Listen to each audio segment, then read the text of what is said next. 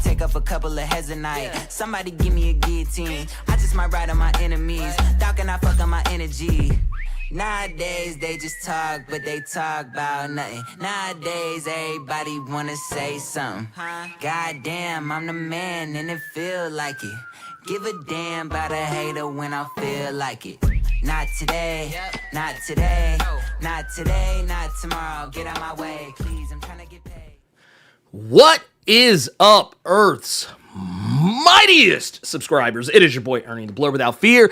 Got the homie Robo of Left Face TV. Welcome to episode 87. 87 of the Nerds of Culture podcast. That's right. That's the let's see if we can run down the list. We got the Woke Breakfast Club. We are the Woke Shade Room. We are the Woke New York Undercover of YouTube. We are the Woke Justice Gang. We are what was the other one? I'm trying to remember. Oh man, so many of them. Justice Gang, and I thought that was the last one. No. There was more. There was one more. There was one more in there somewhere that I'm not remembering. But it's okay. It'll come to us. It'll come to us. Yeah, when just do like I do. Like in the middle, like later on, it'll come. It doesn't matter what we're talking about. It doesn't matter who's talking. Nah, doesn't matter. You just go. I'll be like, yeah, and then, and that's when we found out she was dead. And then you come in, and you're like, oh, it was the woke. Right? Yeah, no, that's exactly. It don't matter. It don't matter what I'm talking about. Oh yeah, we're the Woke News Network. Yeah, we're all those. We're all of these things. Okay. WNN. Goddamn WNN. Goddamn fake news media. Actually, I just realized too. Apparently, like, Windows never does this. Windows never does this. They always turn my mic down. They actually had my shit turned all the way up. Oh, crazy.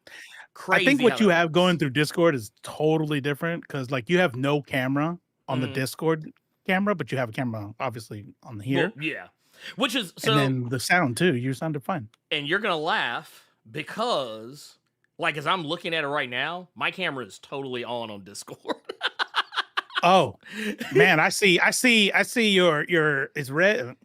Discord is. Yeah, it is. Discord does whatever Discord wants to do. You know what I'm saying? You know, the Discord's a funny place. Discord is it's a funny place, also not a serious place. Also, man, dude, the what's his face? Oh God, what is this? Social Ninja is also kind of shitting on your boy right now. Like it's Oh yeah. Oh wait, there it is. Now, dude, it's so weird. It has like 3 different. Oh, I think I know why. I know why now. Never mind. Y'all don't worry about it. Anyway, don't worry about it. No, it's like it had streamer ADD. No, well, it had like 4 different instances of my channel up as like 4 separate like different things, and I was like, I don't even have 4 things scheduled. But it was like trying to like connect to like I think it was trying to connect to the last 3 live streams from when I was doing interviews earlier this week. Anyway, y'all don't care about that shit. Anyway, that said, have we all trailed off yet? You know, funny you ask. Yeah, funny you ask. It's actually funny you ask. Yeah, you are right on time for that. But no, in all seriousness. We've actually got a few things that we're well, not a few, technically just 2, but we got a couple of things we're going to talk about. And I feel like we can probably talk about those 2 things for a while. So we'll get to those. We're actually going to do them in about roughly this order. We're going to tackle Red Sonja first, and then we'll go into into Peacemaker. Because I actually feel like there's not really quite as much to talk about with Peacemaker.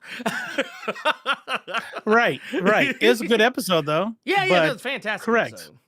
And also, like, I'm going to be honest with you, right? Are we doing spoilers? I'll tell you what, we'll if we're talking about weekly, then probably, right? Yeah. I mean, the way we'll do it like how I've done in other instances. We'll do non-spoiler and then spoiler. Yeah. Okay. Talk about it non-spoilery first. Well, here's what I'll tell you. Spoiler away whenever it gets to that time. I didn't finish the first episode. Ran out of time. Gotcha. But unless, I'm going to say this in a non-spoiler way, unless they address it later in the episode, they're really being obvious about how they're going to bring Peacemaker to the DCU. So I'm like, okay, yeah. I like it. I like it a lot. I rock with it. It's good shit. Nomadic Chaos coming in hot. Love it. Jesus. Let's go.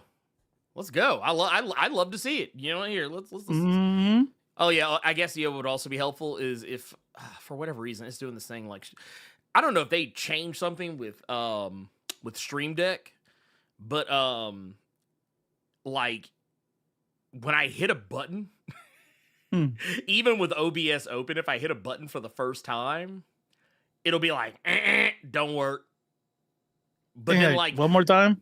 Well, no, like if I open up the Stream Deck like app and then click on the actual button, it'll be like, oh, it's loading. Okay, it loads up, and it's like, okay, now you can do your thing. And it's like, I gotta look into that because that's kind of been. I'm not gonna hold you. It's been kind of high key making me not want to fuck with Stream Deck anymore. And yeah, but it's just too damn. Did you have useful. too many? You got that. Well, I'll tell you what. Actually, let me change my mind. I would get rid of yours. I don't even think you should have one. Damn, like that's crazy. Fuck it. Just be like, but you don't want to add to the waste, plastic waste, all that shit. So recycle, send it to your boy. I'll use it. He's like, yeah, man, just hand it over to me, man. I'll man, you know fuck Stream Deck. You don't need that shit. Well, I mean, to be fair, I'm not even an Elgato. I wasn't a partner of Elgato. You're an affiliate, right? I was. Keyword was an ambassador. But is it the same thing as the affiliate thing where you get like a little bit of somebody use your code? Yeah. Like it's basically like affiliate shit. Which I mean, to be fair, they don't even fuck with me anymore. So it's like, so fuck. Oh, really? Yeah. I was like, fuck that shit.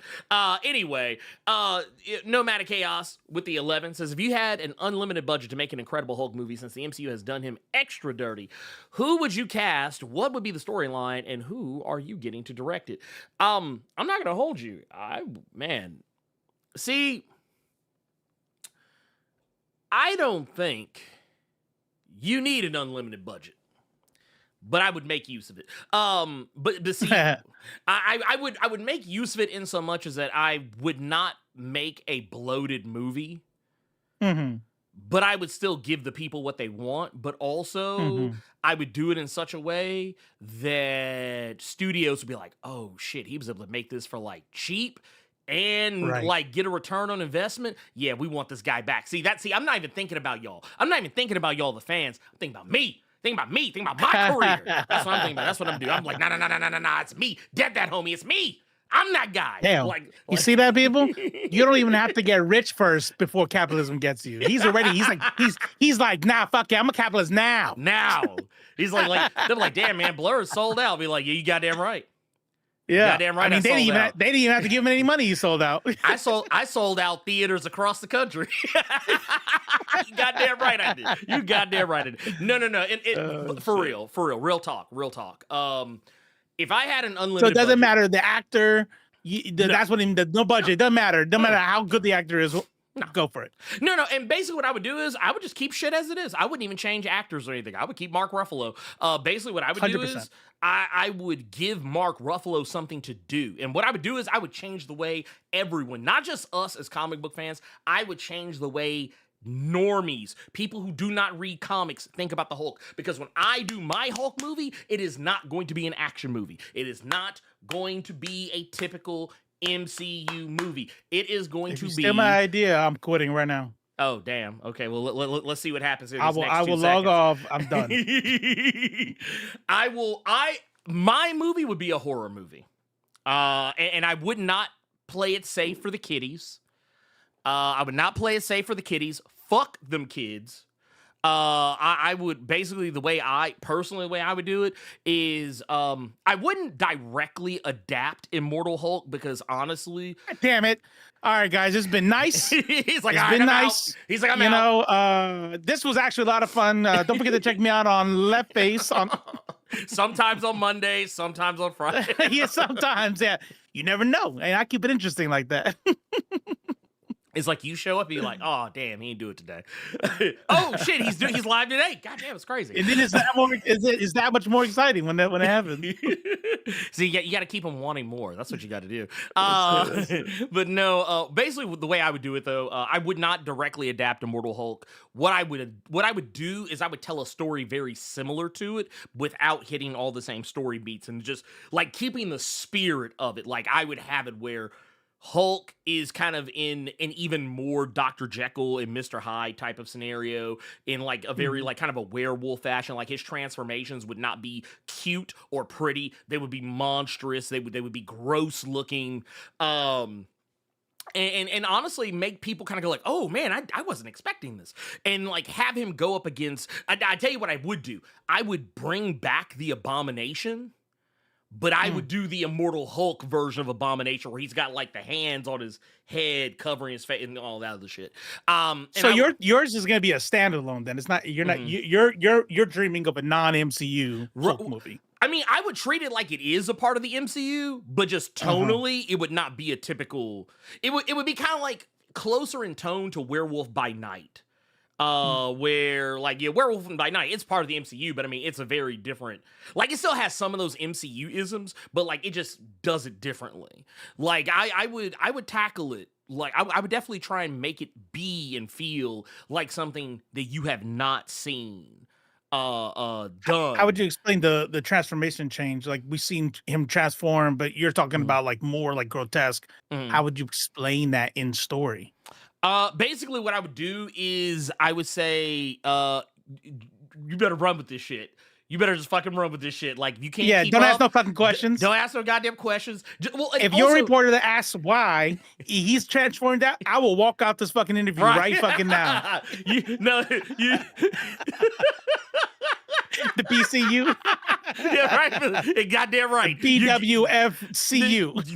You goddamn right. Because I'm telling you, like my answer every time if they ask me if I'm sitting in a press conference, how do you respond to fan criticism that people just aren't really jiving with the way the Hulk transforms? We've gotten so used to a nice, good, clean Christian image of Hulk, and you're making him very satanic in how he's like transforming with eyeballs popping out everywhere, teeth and hands.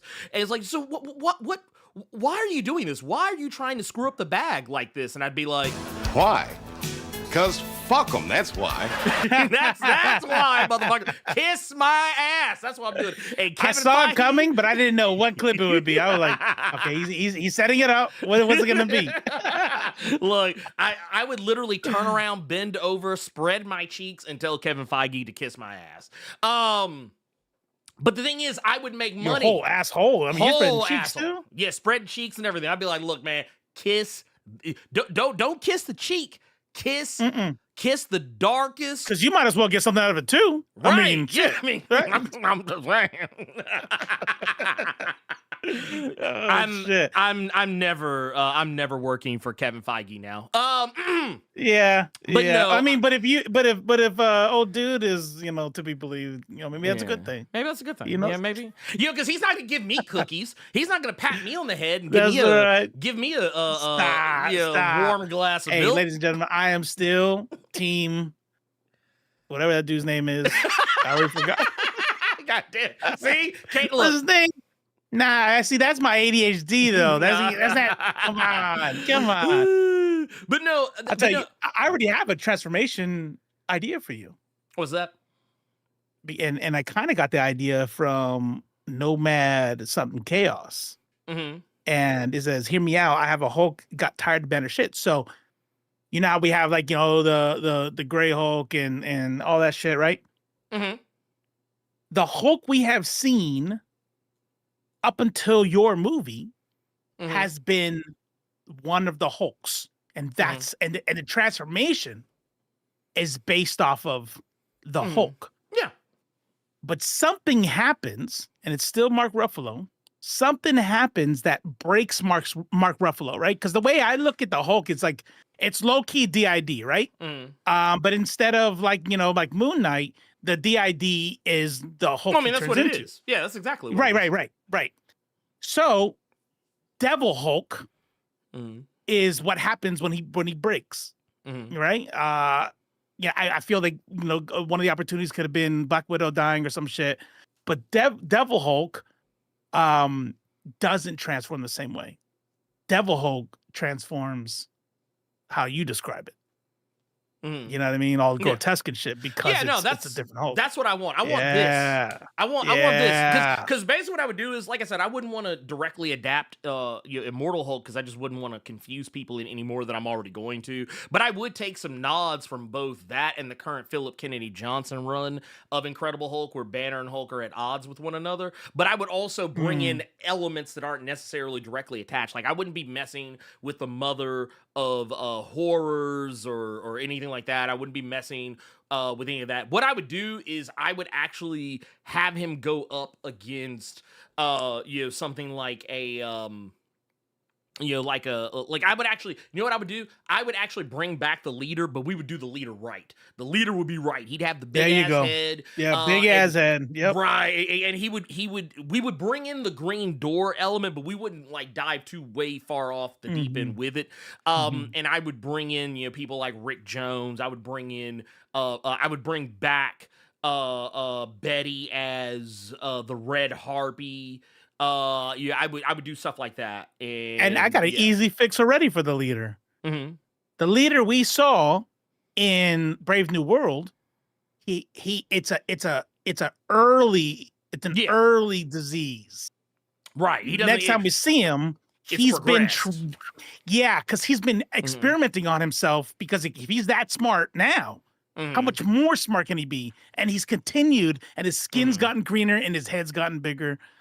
Yeah, Man, no, that's it. That's it right there. That's how I would do it. And like I said, I wouldn't spend a lot of time trying to get people up to speed on like why things are the way they are. I would just have the movie in media res. You're along for the ride. You're gonna if you are willing to sit your little ass down and just pay a fucking attention, not be on your phone like some of these people I've seen lately online complaining about Superman. Then you're gonna be rewarded with a story, like kind of like in the same way where like Superman starts with like Superman like just falling out the fucking sky and being like beat to shit and back. That's like how I would like, not exactly saying the exact same way, but just like Banner would already be in the middle of shenanigans. There wouldn't be like some, oh my god, there's something that, Banner's found peace, and we're gonna find a way to circumvent his peace. Like, no, his peace is already circumvented. Motherfucker is on the run. He is getting the shit kicked out of him. Also, just obligatory, I would have a hitchhiking scene. Just so we can use that. Just so we can use that old ass hitchhiking music from the original Bill Bixby Incredible Hulk. But outside of that, nada. No, I want this shit to be nasty. I want it to be grotesque. I want it to be fucking disgusting. I want people like you know what I want? I want Marvel to put out one of those trailers of audience reactions and be like, "Oh man, dude, people were vomiting in the theater. They had to hand out barf bags. They had to hand out barf bags. Yeah. People were walking out of the theater. They were passing out. Three people had to be taken to the hospital by ambulance. Yes. From this movie. Yes. And this one will actually do it. It's you're not gonna go to the movie that had those kind of ads. No. And go, that was mid. What? Right? I'm getting the feeling these motherfuckers are lying about that passing out shit. Yeah, no, that shit ain't real. That shit is not real. And also, I would definitely have Hulk going up against like more, demonic forces as well. Like literally have the leader taking over the access to the Green Door. Just have him like running roughshod and you know what? Bring back everybody. Bring back fucking She-Hulk as well. But have She-Hulk start like getting into like some of the nastiness, just like Rick Jones and Red Harpy and shit, to where like even her like say he he's poisoned the green door to where people are all their stuff is messed up, and they're like, see, that's how you do it. That's how you do it right there. So hold on, you're bringing in Devil Hulk without doing the Immortal Hulk. That's how you do it. That's how you got the green door, you got the Red Harpy, you got the Devil Hulk. Why not just do Immortal Hulk? Because that was gonna be my answer. Well, no. See, the reason why you don't you can't fully adapt Immortal Hulk like that, because that was like 50-something issues. So like what I would do is, like I said, I wouldn't go directly in. I would take parts of things that work from that and parts of other things that work. Because if you do Immortal Hulk, you start getting into all that Zimnu bullshit. You start getting, because that's also what I would do too. I would also bring in not just the leader, but I would also have Dario, the Minotaur, also as like a part of it as well. But I wouldn't be doing all that Zimnu bullshit. I got it. I have infinite budget. No one's ever had this before. You know what I mean? So, I mean, it's right there in the what if, right? So, infinite budget. I'm demanding. What the fuck is so special about Spider-Man? Fuck Spider-Man. I'm demanding a Hulk trilogy. Yeah. Oh, a Hulk trilogy. Yeah. Everybody gets a goddamn trilogy. No, I'm getting a Hulk trilogy. And by the way, we're not doing this fucking watered down bullshit that MCU does with every fucking super loved, you know, like Dark World and like Love and Thunder. You know, but no, we're gonna do this shit right. And we're gonna do Immortal Hulk, and it's gonna be a 3-part trilogy. No, I mean that like I said, that I'd be perfectly fine with too. But what I would do is with the money, I would spend more of that unlimited budget on advertising than I would on like the actual movie. You can't spend more of anything with Infinity. Well, no, I'm saying you can do all the ads. And all well, no, but no, I'm just saying like the way that I'm thinking about it, like I'm because I'm also thinking about my personal sensibilities, because I honestly don't believe any movie should have like a stupid as high a budget as some of these movies have. Well, you need to take that up with Nomadic Chaos. You know what I'm saying? He's the one who gave us infinite budget. But that's where I'm gonna get you. That's where I'm gonna get you, because this is where the socialist in me is gonna come out. Is that I'm gonna spend the money on the movie, but see what I'm also gonna do is I'm gonna also use the unlimited budget of the movie to hire in and make sure workers are paid. I'm gonna be making sure that there's fair wages for visual effects artists, so that way you get the best results humanly possible. I'm also going to be making sure that any areas where filming is taking place, that any sets that are built specifically for, be like, hey, we're going to retrofit this stuff and leave it as a like a shelter for the unhoused, or like make sure I have like little soup kitchens feet. Like I said, I'm gonna use the budget. I'm gonna use unlimited budget though. Yeah, we've already broken the economy, and now money's not even real. So we're just making sure people are able to make Hulk gay, bro. Hulk's gonna be gay. Yeah, Hulk's gonna be trans. Hulk's gonna be black, even though he's green, but he's still gonna be black. You know what I'm saying? Like, no, see, he's gonna be forest. In the way we depict this when he's Hulk, he's gonna be forest green. Yeah, forest green, like very forest green, like very deep, dark forest green. So that way, with it's locks. More obvious. Yeah, he's actually with locks. He's gonna have, and not like the Killmonger. He's gonna have he's gonna have these whole ass Rasta. Right. Yes. Yeah. As a matter of fact, I'm actually gonna make Bruce Banner Caribbean. He's gonna be Jamaican. He's gonna be Jamaican. To be from the Caribbean, and he's and even better. Betty is no longer be played by Liv Tyler. We're actually gonna switch her out. She's not. We don't have Liv Tyler anymore. We're gonna get like Jodie Turner-Smith or somebody like that. I want the blackest woman humanly possible. So you don't want to just keep the same actors and just like, you know. I want her to be this black. I want her to be this. No, we still can. Yeah, we could do it. We just keep the same actors, and then we just like, you know, apply like like heavy makeup. You know what I mean? Makeup artists could do a lot these days. Wait, we're gonna put him in blackface? What? We're gonna put him in Jodie. We're gonna put Liv Tyler and Jodie Turner-Smith face. But no, we're gonna Tropic Thunder this bitch. Watch, it's gonna be great. We're gonna have a part. We're gonna have a part where like we'll just have like War Machine show up for no reason, and Bruce is gonna be like, what do you mean, you people? And he's like, and Warbridge is be like, no. What do you mean, you people? Like the real Bone Factory CGI blackface, like, and that's the thing though. So that way we don't want the actors to be uncomfortable, right? We don't want them to be like, it's gonna ruin their performance. Yes, they won't know. Yes, they were put in blackface until they watch the movie. And here's something to do too. I'm gonna hire social media firms and and press firms to protect the actors from the from the MAGA chuds online. We're gonna do that too. Yeah. Well, MAGA chuds are gonna love this movie once they see the blackface. You know what I'm saying? Well, you're right. Actually, this movie's not so bad. Yeah, they're like, so it's gonna be like the end of that one episode of It's Always Sunny, where Mole Man is in blackface in the principal's office, and then like having watched a whole Lethal Weapon blackface scene, and like at the end of it, you're just gonna see dude just sitting in the principal's office just in blackface. That's how it's gonna be. There's gonna be people doing blackface everywhere. It's gonna be crazy. No, we. Thanks for like nomadic, and then I'm going blind because you remember I said nomad something chaos, bro. I need my glasses. This is nomadic chaos. I'm imagining everybody else. They're like, does he not know how to read nomadic? Does he not know that word? I don't know. Nomadic.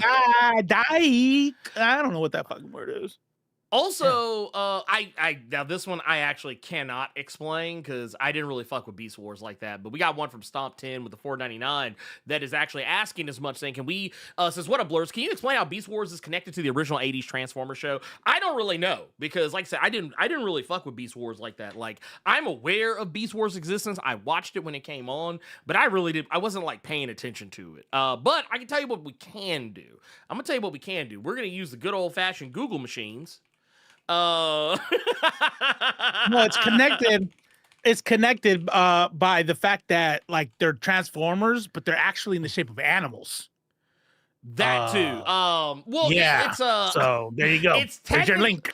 Well, it's also technically. To my understanding, even without like a Google search, to my understanding, it's supposed to be a sequel. To my understanding, like I said, I have no memory of Beast Wars beyond like a handful of characters because, like I said, I did not watch it like that.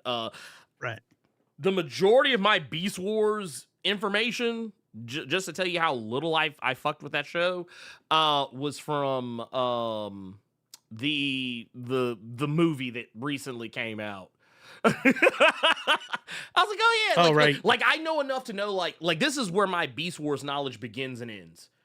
I know who Optimus Primal is. I know who Scorponok is. I know I know like characters' names and what they look like. But if you ask me like anything like deeper than that, I'd be like, I don't know shit. It's kind of like how I am with like my knowledge of Beast Wars is about the same as my knowledge of Grey's Anatomy.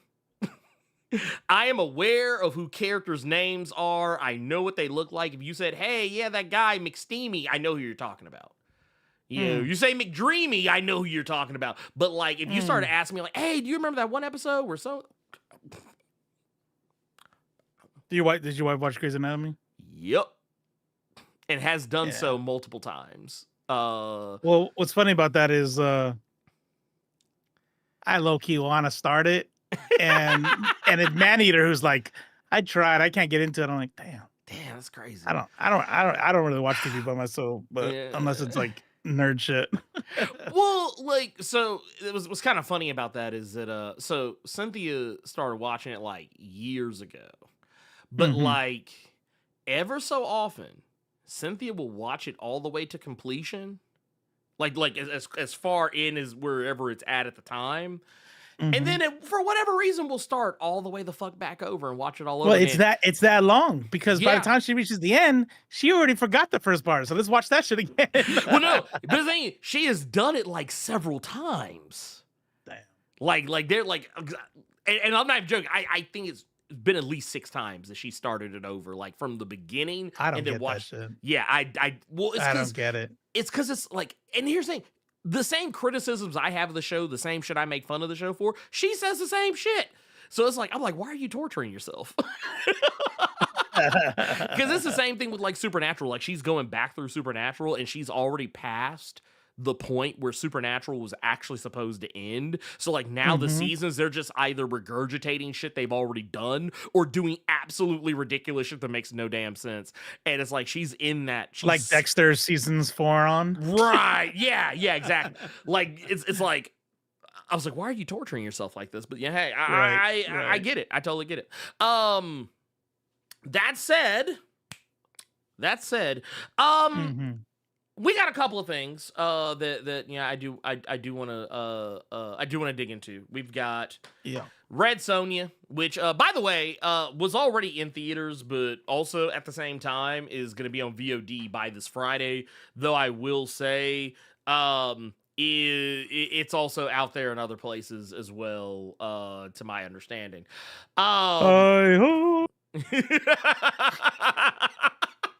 but no, I didn't keep going with that because in the at the end of that I realized I was doing the Snow White and the Seven Dwarfs. Yeah, I was like, I'm just gonna stop there. They'll think it's a pirate thing. I'm not gonna keep singing. I mean, I respected it though. I respected that shit. I for real did. Are we gonna see Toxic Avenger? Of course. Probably, yeah, most likely. Yeah. I don't know if I'm gonna go like, because I think it comes out in theaters first. I don't think I'm gonna go like rush out to go see it in theaters because I'm gonna keep it a buck with y'all. I actually didn't even really fuck with Toxic Avenger that heavy when I was a kid. So the cartoon, the Trauma movies. Because okay, so full disclosure, I saw the cartoon first, and then one day when I was also around the same time when I was a kid. I saw that the Toxic Avenger movie was going to be coming on like Cinemax or USA Network or something like that. Oh, hell yeah. I was like, yeah, let's go check this out. And then when I started watching, I was like, what the fuck is this? I was like, all traumatized and shit. Yeah, I was like, dude, what the heck? I was like, what kind of porno bullshit is this? I mean, I'm not mad, but I'm like, dude, this is not. I was like, this is not Toxic Avenger. But like, yeah, once again, I was this is way better. I was like, ain't this about a bitch? Ooh, Red Sonja, Dead on Arrival, Toxel, yeah, Toxie, and Killer Tomato, and Killer Tomatoes. Yeah. Look. I got things to say about Red Sonja. Yeah, I got things to say about Red Sonja, but I'll let you go. Let's kick it off. So kick it off. I'm gonna okay. So here's how I like to do things. I like to do the compliment sandwich. Okay. Because I feel like that's the best way to get points across. Mm-hmm. That way, people don't focus on the negative shit that I have to Does say. that mean you're gonna end with the good shit? I'm gonna start with the good shit, and I'm gonna end with the good shit. So right, compliment sandwich. I have lots of because I also have some thoughts about how the movie was handled as well. Like I actually have a whole lot of thoughts about Red Sonja, largely because I have become a really big fan of Red Sonja, more so than usual in recent years. Due to Gail Simone, probably. Yep. Matter of fact, 100% due to Gail Simone. So let's go ahead and talk about this. So for those who, for whatever reason, if you did not know, and I'd forgive you if you didn't, because I mean, honestly, it wasn't advertised particularly well. There was a Red Sonja movie that has come out. It has been released. It is out in the wild. And it is already coming out on VOD this Friday. So basically, what you got here, and this was kind of a mixed bag for me because for so many reasons, largely because for one, fan of Red Sonja, but also at the same time, I'm a huge fan of the actress who's playing Red Sonja, Matilda Lutz. Who is an actress I didn't realize I had seen in more stuff than I had thought. Because when I was looking it up, I was like, oh, wow. I was like, because I knew her for the movie Revenge that I think came out like 2017, which is exactly what it sounds like. It's a movie about revenge. Young girl gets, go hanging out with her, her married man.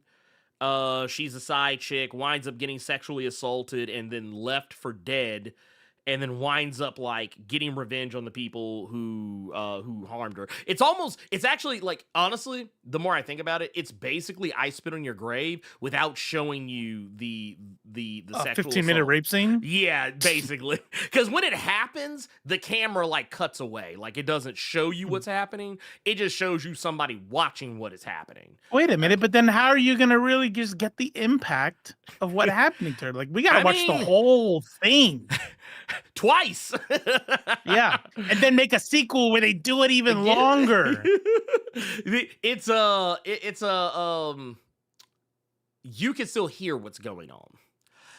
That's how they kind of not fun. Yeah. It's also not fun either. But I mean, it's not. Yeah. They're not doing it in a way that like I feel like is trying to glorify the situation. Like it's actually it's actually like I guess you could call it fan disservice. Truth be told, but like I remember there was another. I hate when people say funny shit in the comments. By the way, whenever you're saying the wrong thing, like because you're like you can hear it happen in the background. And I'm over here reading Nerd Large's Robo would have liked the movie better if Sweeney Todd had been in it. And so you're over here like, I mean, you can hear the sexual assault. I'm like, no, I'm not smiling about that. I swear to God. Yeah. Oh, I was like, I have no clue where this is going. But yes, that is misfortunate. That is very misfortunate. But no, the whole thing like with that, I also realized I had recently. I don't know if you've seen this. There's a movie called A Classic Horror Story. I don't know if you've seen that one. Man, that sounds familiar. It's an Italian horror movie about this family that's going on like a road trip. They end up going to this house. Are they in a big ass RV? Yes. Mm-hmm. Yeah, it's like a family and like somebody else. So yeah, Matilda Lutz was also in that. And there's a plot twist, right? Yes, there is a very big plot twist in it. Yes, about why and how everything's going on, and who's the bad guy, and who is the bad guy. Yes, really good movie, by the way. Yeah. That's a fun ass movie. I absolutely love it, and Matilda Lutz is great in that too, as she is in Revenge. And the director of this, I actually looked it up, MJ Bassett, who I was curious as to what their role in Hollywood was, but apparently this isn't their first like adaptation or like or even superhero adaptation for that matter. Apparently they did. Did you ever see Solomon Kane? Did you ever see that one? So no, but I did see Ash versus Evil Dead. Well, yeah. So I think she did like one episode of Ash versus. I don't remember which one it is, but she did do an episode of Ash versus Evil Dead. She's also done like Reacher and a bunch of other TV shows. She also did like the Power TV series. Got it. Mm-hmm. It was 4 episodes, but yeah, I thought it was. Okay. I thought she. Oh, you know what? That is right. She did 4. She did 4. I think she did 4 Power as well. But like a lot of the other stuff, she's only done like maybe 1 episode here, 1 episode there. But she also, which Solomon Kane, not a very big like superhero property because it's actually more of like a European hero that I think outside of Europe, you're probably not going to know much about Solomon Kane. It's just it's kind of like how Judge Dredd is. It's like. We only know about Judge Dredd because of like the movies and shit over here. Right. If it weren't for those movies, we'd have no idea that Judge Dredd exists, most likely. At least not mainstream wise. But like she did Solomon Kane when they did that movie. This was like some years ago, probably. I feel like I think it might have been almost 2 decades ago. I liked it. I actually did. I liked it. It was kind of in my wheelhouse though. It was kind of in my wheelhouse. I'm watching the trailer silently right now. And I'm starting to see the the similarities. Yes, there are a lot of similarities. But she also did Silent Hill Revelations, which of the 2 Silent Hill movies we have gotten thus far, it was the worst one. And you take that however you want to. Right. So this movie also it's Millennium that's doing that the studio that put this movie together, and Millennium is hit or miss at the best of times. Now, when they do like and I think most people probably know Millennium for like some of their like low budget like horror movies and action movies. I think like the most big budget thing they ever did was the Expendables movies. Like that is the closest they ever got to like super duper mega big budget. Millennium is a studio, and the reason why I'm putting all this together because I want to make sure I'm trying to preface everything I say so everything I say will make perfect and total sense. Millennium is a studio that, for all intents and purposes, they may as well be an indie studio. They are, but at the same time, they're on, even if you do count them as an indie studio, they are so close to the upper echelon of indie that they're practically a mainstream studio. They're in that weird, sweet spot where it's the same kind of shit you see with like video games, like where they're like, that was indie? Like, technically, yeah. Kind of, sort of. Yeah. It's like when people see Baldur's Gate 3. It's like, dude, wait a minute, Baldur's Gate 3? That's an indie. That's an indie studio. It's like, yeah, Larian's an indie studio. Like an indie studio that made a banger. Yeah. So I wanted to be clear that like I didn't go into this with any bias. I knew all of this stuff beforehand. So I remember. But you did go in there prepped. Yeah, I went in there prepped. You knew what you were gonna get. Yes. I was not surprised. That's the point. Yeah, right. I didn't go into this with any expectations of anything that was like too crazy. And I remember when I shared the trailer for this movie on Threads, I saw people, not everybody, but like there were like a couple of people that were like being like super harsh about it and saying, "Oh man, this makes the original Red Sonja look like a masterpiece." And it's like, I wouldn't go that far. I'm gonna go ahead and limit and say some of y'all ain't seen the original Red Sonja in a while. That movie is wild cheeks, wild cheeks. Okay. It is not good by any stretch of the imagination. Even the creators of Red Sonja would tell you that. They will not even. I've talked to some people close to that situation. They don't even like that fucking movie. So that said, here's some nice things I want to say about this movie. Okay. So, first things first, I want to get this out of the way. Is Matilda Lutz a good Red Sonja? Let's go ahead and address let's go ahead and address that off top. Okay. I think she's a good Red Sonja. I think she is Red Sonja. Most of the time. Nah. Most of the time. Well, gotta keep it with the good stuff. Well, Well, no. I'm still. That's a good thing. It's a good thing. Because I'm gonna. Yeah, that is more than 50% of the time. Yeah. I would say she is Red Sonja 80% of the time. I think she is Red Sonja 80% of the time. In terms of how she portrays the character. But so I think that's actually better than most people do with most things. But yeah, she's believable. Especially considering I've seen her do some stuff in other films that also kind of brings me in with a little bit of bias of my own, because I literally saw this woman chase a dude around a house with a shotgun while she was covered in blood in Revenge. So it's like, yeah, I believe this woman's a badass. But yeah, I think she does a really good job. The thing, like, I feel like they gave her a lot to work with in terms of giving her lots of cool scenes where she can really showcase how much of a badass she is, fighting regular people and fighting mythical creatures and whatnot. So I was like, cool. And they show a lot of the time that like she's scrappy, she doesn't give up. She is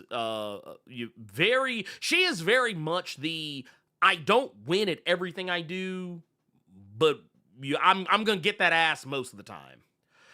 That she's very much that character, similar to what she is even in the comics. I will also say that credit to the movie, because they picked the best version of Red Sonja to adapt.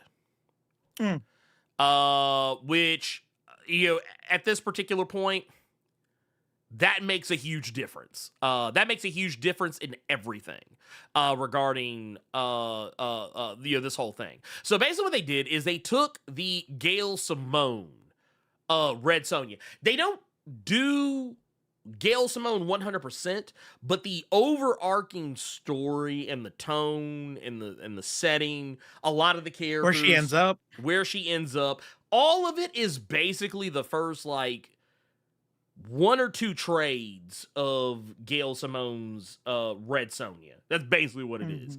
And I was like, you know what? If you're gonna adapt Red Sonja, adapt the best. Adapt the best Red Sonja that's out there. Not to mention they also did some things where they were able to pull from other Red Sonja stories to kind of enhance what they had. I was like, okay, cool. That works.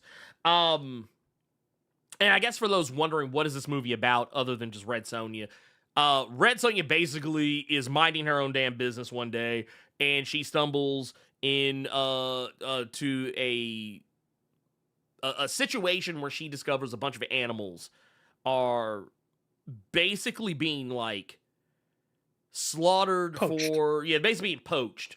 And the most wasteful type of poaching, like just taking one part of the animal and then going on with your day, and just leaving dead imagine animals like everywhere. Just imagine white people in doing like hunting in a country that's not their own. Right. Basically, yeah. That's it. Yeah, imagine you walk out into the Serengeti or some shit and you just see a bunch of rhinos laid out as Without far as their the eye can horns. see. Yeah, No right. horns, and they're just laying there. They're not even dead. They're just like Right. half-ass alive, no horns. Imagine And let me be. that. I do want to be fair and balanced. Yes. Either white people or Chinese or people who are selling to the Chinese market to dumb fucks who think that it helps your erections when it's just made out of the same stuff as your nails and hair. Yeah. And that's almost pretty much damn near what the plot of that. And in the midst of all that, she gets captured and she winds up being thrown into a gladiatorial arena. And I know a lot of people kind of roll their eyes like, oh, they're just copying Gladiator. Not really. The gladiatorial arena is only for like less than half of the movie.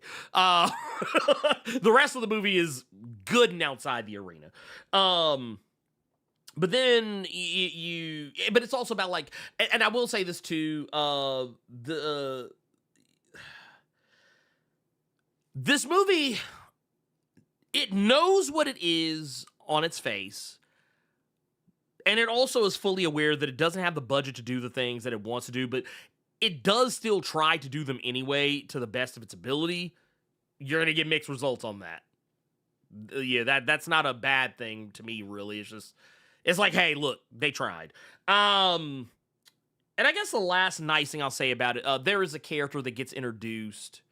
It's actually probably the one character I think had the strongest performance other than Matilda Lutz. There's a character, I think she's only really referred to as a Nissa in this, but she is effectively Dark Anissa from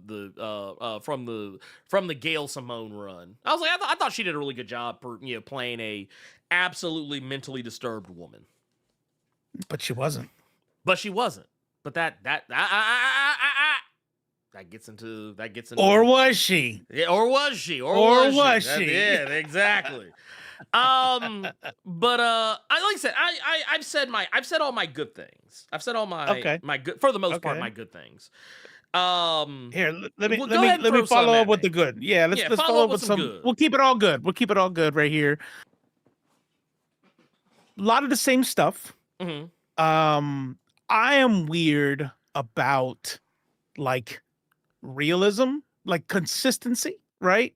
I thought I was going to not like, because I saw the actor, I saw how she, the posters and stuff.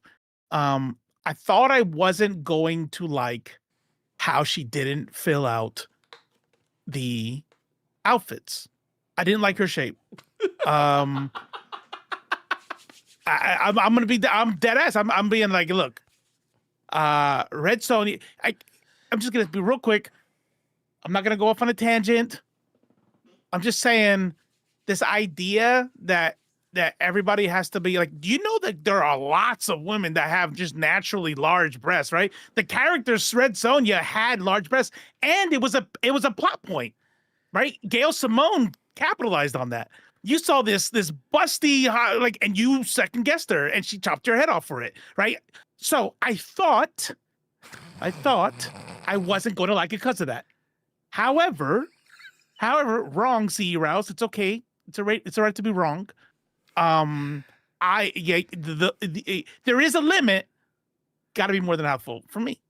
Whatever. But I actually loved it. It worked because of how she starts off, right? So I compare it to the way I didn't like, even though I'm down. I love it. The Last of Us, right? What's her name? Amy or the chick who kills on The Last of Us. Yeah. I'm blanking on her name. But Yeah, I know I'm blanking. Yeah, but her, right? Because she's buff in the game and she's not buff here. Yeah. And Abby, there you go, Abby. Yeah. So, that one I didn't like. I'm down with the story. She's an awesome actor, so cool. I'm glad they actually picked somebody who's an awesome actor. But in the game, it wasn't that Abby was just buff. She was driven by anger. She was doing pull-ups every day. She was doing push-ups every day. She wanted to be as strong as she could be because she needed to find the killer of her father, right? And so we knew how that shit was going to go down. However, in this, she's surviving in the jungle. So high cardio, not like, tons of food and respecting animals. She's not a gluttonous, right? So she would be shaped exactly how she is. You know what I mean? And so, like, when I saw how the first thing, Act 1 and how she was living, I was like, oh, that makes way more sense. You know what I mean? That makes way more sense. All parts of what I was saying. You know what I mean? Because your chest is filled with fat. So if you're high cardio and stuff, a lot of times it shrinks. But like, she didn't have big muscles. She didn't, she hasn't gotten her claymore yet, right?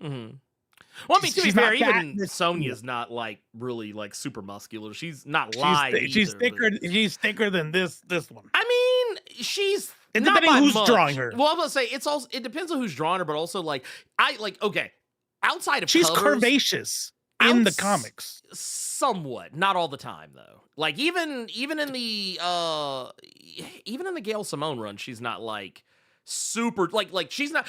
Like she's not like walking around looking like an Squirrel Girl in Marvel Rivals. Yeah, I think, I'm not saying. Yeah, but I mean, I kind of feel like we've spent a long time talking about how not curvy she is. When like it's not even like important to her like as a character. Like it's a. I know. Like, I'm making this is my list though. I mean, you go right ahead. Titties. Okay. This is my list. Seeing like the actor and how she's shaped.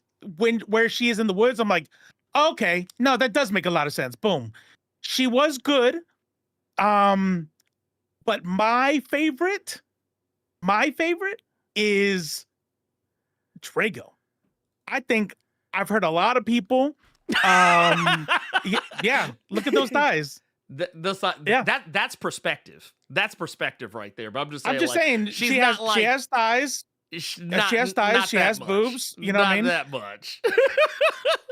Not that more much. Than why are we arguing? I don't understand. Like even that, like she's like an average. She's an average sized woman that like is toned. That's like about it. Like I just the old girl in the comics. Old girl in the comics is thicker than the actor. That's all I'm saying. Okay. Anyway, carry on. Okay. I'm trying to. You're kind of stuck. You we good? I mean, it just. I'm not gonna lie. It seemed kind of like it was just kind of weird, a weird of a thing to focus on. Oh, okay, all right. Anyways, but carry on. So thank you. So the person who fucking really nailed it, really fucking nailed it, was Robert Sheehan Dragon. Ooh. Like that motherfucker's acting. I was like, when he at the end. When he was like, "Don't let go," I was like, "God damn!" That whole scene was fucking dope as fuck to me.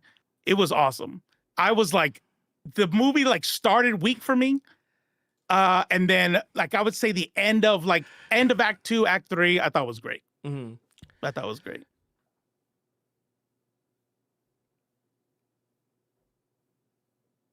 Was that it? That's the end of. That's the end of my okay. What happens. Yeah. All right, so I'm gonna go into my bad. I'm gonna go into my bad. I don't care about that particular dude. That's actually where I'm gonna start with my bad. I thought he was awful. Go for it. I thought he was absolutely fucking terrible. He was not believable to me. Like by any. Like honestly, he was. like he just at no point did he actually prove that he was like an effective villain at anything. I felt like he was pretty like outside of like just having a bunch of other like a bunch of other people held captive.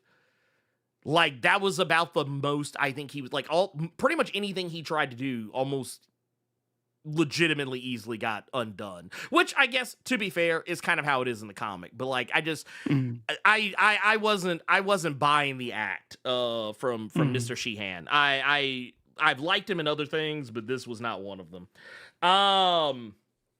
But I guess that also kind of takes it into the performances of everybody, because that's where I will be a little more critical. Is a lot of the people in this movie, they gave performances that, like, yeah, sometimes they were great, but not all the time. It was like there are some really like weird line reads from a lot of characters. Matilda Lutz, or a lot of actors, Matilda Lutz included. Like just sometimes there would just be like a weird line that just like it just would sometimes would just be very flat, or something of that magnitude. And I couldn't get jiggy with some of those parts of it. But yeah, beyond that, I think the biggest offender though, like the biggest thing that I just could not ignore, no matter how much I actually tried to ignore it, was it was the CG. And it's not to say that I think it's the worst CG I've ever seen, because I've actually seen legitimately worse CG. But it was dated. It wasn't just dated. There were instances where that shit looked like Snapchat filters. I'm not going to say that disingenuous shit that people often love to say, saying, oh man, it looks like PS2 graphics. No, I remember PS2 graphics. It was not PS2 graphics. I don't think people who even say that remember PS2 graphics. But like, yeah, like there's a scene, and I actually saved this because it stuck out in my head. And I'm going to go ahead and apologize ahead of time because it is a gruesome scene. So yeah, do with that what you will. But like this scene right here where they show one of the animals, when they show okay, so they do this thing where like, this is a still object that is just laying there. This is like, I'm gonna say at best, this was something they actually like built or crafted, but I actually think it's just more CG. But like, if you look at the eye, and once again, I'm not gonna play it because like, I don't want to get the copyright ding or whatever, but in the scene, when this creature's eyes open, it pulls a Blade Trinity. Like where you could tell the eye was superimposed onto the image. Like you can tell it's actually superimposed onto a still image is what's even more egregious. And then the blood coming out doesn't even look like it's coming out of the thing so much as it's just on top of the thing and like pretending to come out. And then like you got like the big old Cyclops creature, which in some scenes does not look bad, but like when it's next to other people, it's very obvious that like, I mean, obviously does CG, but I mean, it's like, it doesn't blend in well with the rest of everything else. And a lot of oh man, I wonder, did I save it? Yeah. There's also a character who I took a little bit of umbrage with. And for a couple of reasons, and some of it has to do with CG, and that's, I believe her name was Amarak. Yeah, I believe her name was Amarak.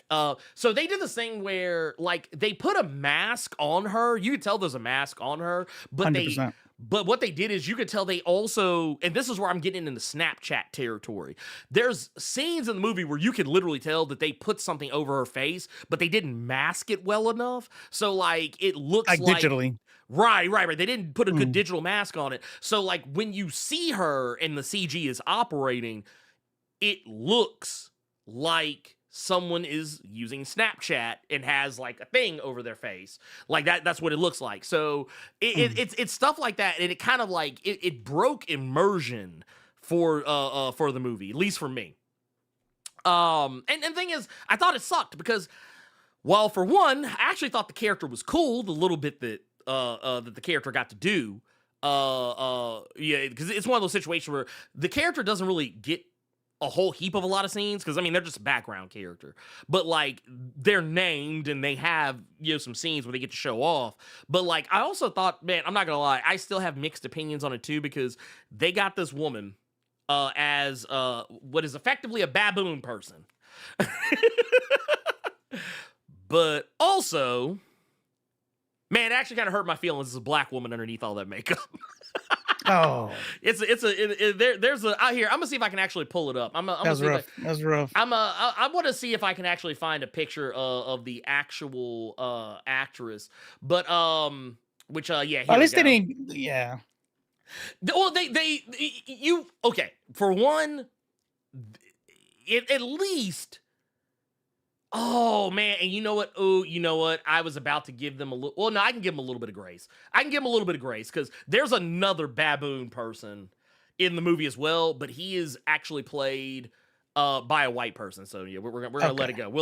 So it's right. not racism. So let's calm down. Put the swords away. Right. Put your swords down. We're not. It's not racism. It's still weird. It's still weird. You can still, and also you can still not like it. You right? can still not, yeah, like, no, 100%. Yeah. So this is the actress who played the character. Which, I mean, yeah, honestly, you're kind of damned if you do, damned if you don't on this one. Whether you put this woman in prosthetics or you put this woman with a CG monkey mask, you're not beating the charges on this one. So it was one of those. I mean, it really is a damned if you do, damned if you don't. Because can you imagine? Yeah. Can you imagine the headline? Casting call, baboon person. Black woman walks in like, yeah, I'm here to audition. Oh. Ooh. Oh yeah. I don't know. Well, I'm sorry. We were not gonna be taking any. How do I say this? We're not gonna hire black women for the. Oh, so you're discriminating. Like, it's that episode of the studio. It's that episode of the studio all over again. Right. Like, Yeah. It's like, so wait a minute. Did we just cast Ice Cube as the Kool-Aid Man? Well, wait a minute. Is that racist? Why? Because of Kool-Aid. What? What do you mean? I mean, I love Kool-Aid. Everybody loves Kool-Aid. Yeah, but there's like a stereotype that black people like Kool-Aid more than everybody else, and so the Kool-Aid family, they have to be black too, right? He didn't. Right. She doesn't have to be black, right? Right. Wait. But isn't it more racist to not make him the Kool-Aid Man? Like that's what it feels like. That's what it feels like. And here's the thing. Once again, I'm not thinking that hard about it, but it was one of those things that I remember as I was watching the movie, and the first scene. I mean, you see this character in a lot of different places, but like when you first start seeing this character like on screen. And even in this shot, you can tell that is CG. Like it's very obvious that like something is not right in here. Like one of these, like it looks like if you told me someone photoshopped that in, I would have believed you. But I could Photoshop that in. I can do it right now. You know I can hook this up. You just mask it and then just pull the feathering. Yeah, just pull the feather. Yeah, just feather the little slider and like boom, done. But the thing is, when I first saw this character, I was like, please tell me this isn't a black woman under that CGI, whatever. And then sure enough, when I got to the end of the movie, I was like, oh, let me look up some stuff about it on IMDb. And sure shit, that's the first thing I see, her name next to a black woman. I was like, oh, damn. But it's not, I'm not thinking that hard about it. It was still kind of like, should we? Kind of funny. But I will say too, I think, and I don't know how you feel about this. I think, and I think this is actually I don't know. I said I was going to say some nice things, but I feel like I've just kind of lambasted it even more. And I guess you're in the bad part now. Yeah, I'm still, I guess so. Well, I'll say this. This will be the last bad thing I'll say about it. They did this thing with the movie that I did not care for, and I don't think this is much of a spoiler, but this is not a Red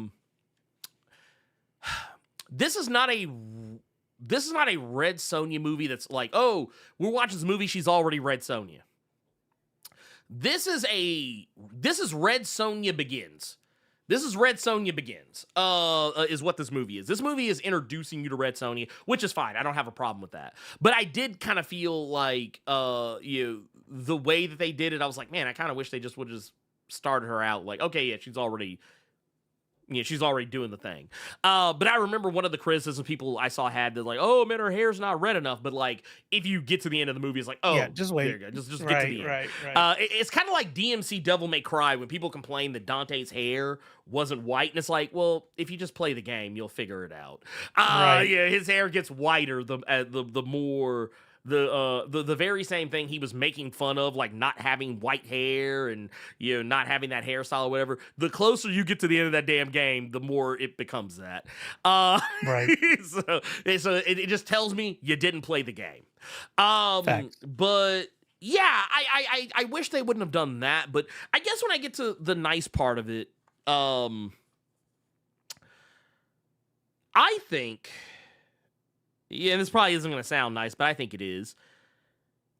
I think this movie would have actually done better if it was a TV show. Like CW, yeah. Yeah. Oh, no. No. Put this shit on like FX or something. Yeah. And whatever you do, God help you, do not put this on Sci-Fi Channel. God help you, do not put this on Sci-Fi Channel. This shit will get a one and done. Because Sci-Fi loves canceling shit. It's like, because like I said, I don't think the movie was bad. I actually thoroughly enjoyed it.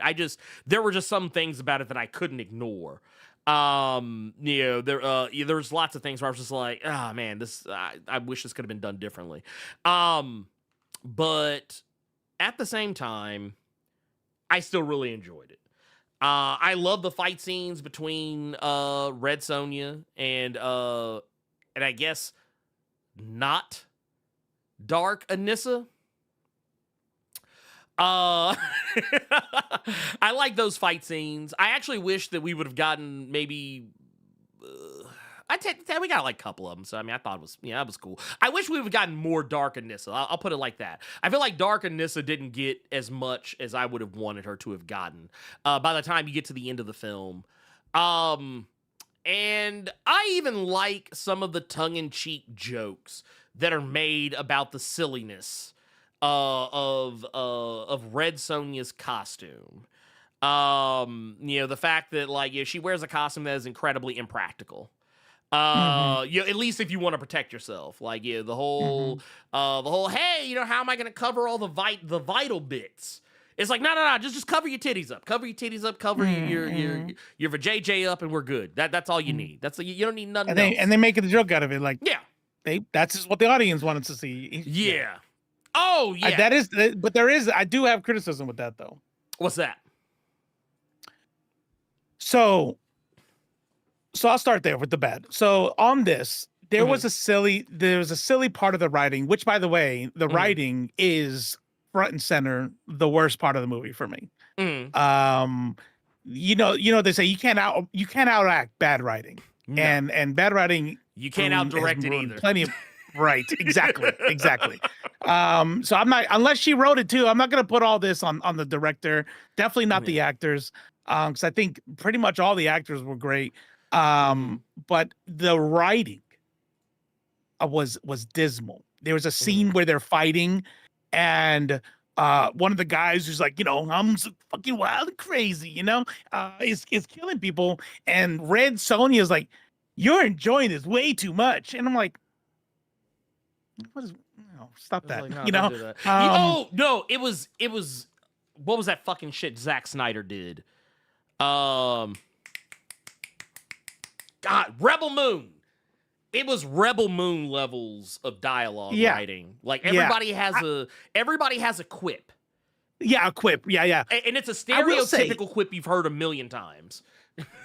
in quality though, I would say even my opinion, even worse than Rebel Moon. The writing was really bad for me. Yeah. And this bikini thing is actually a good example because I like the joke.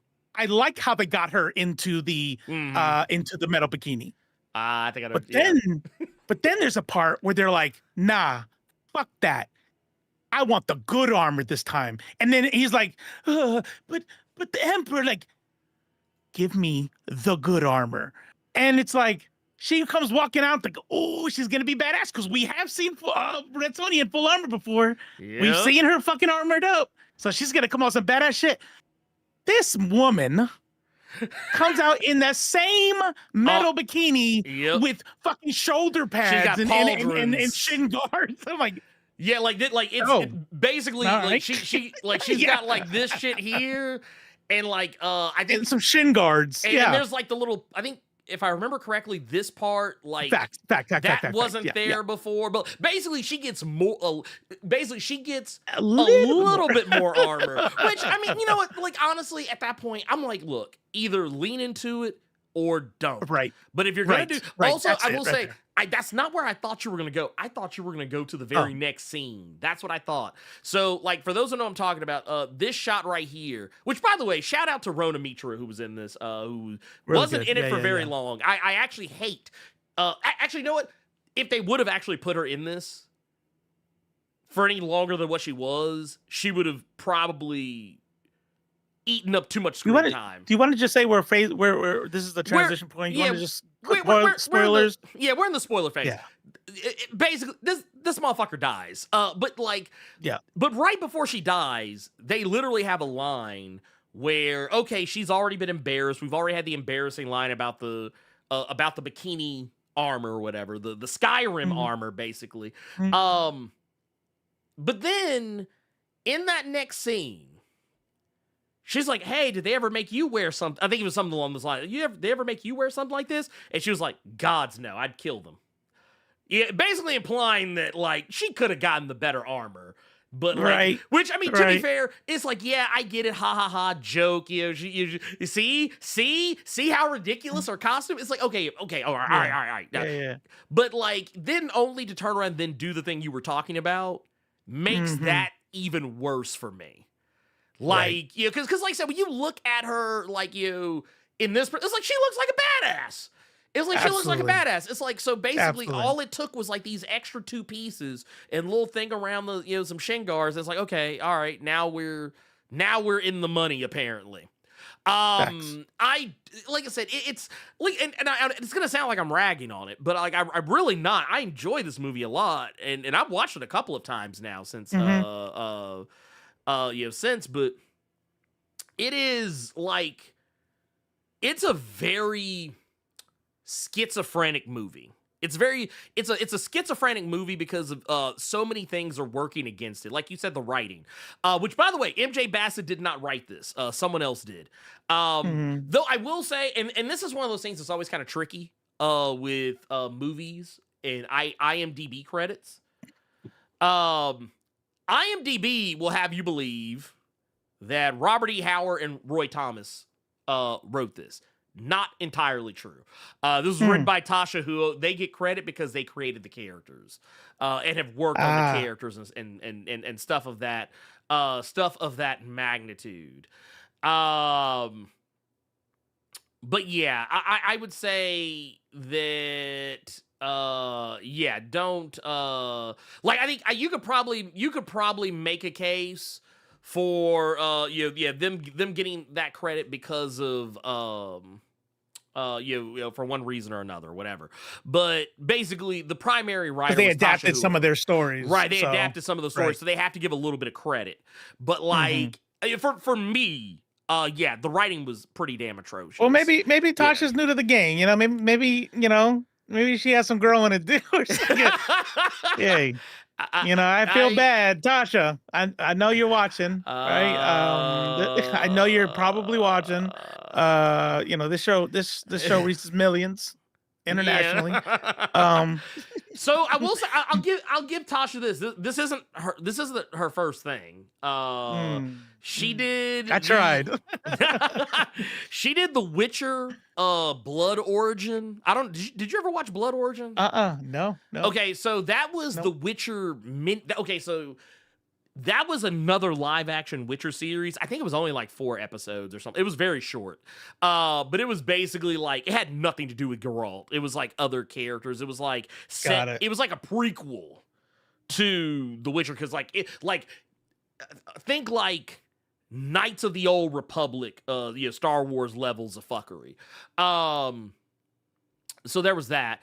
And she also did the Tomb Raider Legend of Lara Croft animated series that was on Netflix very recently. So she's written at least a couple of things that you some of y'all may or may not have heard of before Red Sonja. Now with that being said, to say other nice things. I actually did. Oh, I have more bad stuff too. So then whenever go off, Kane, go off. They're the set pieces. Mm.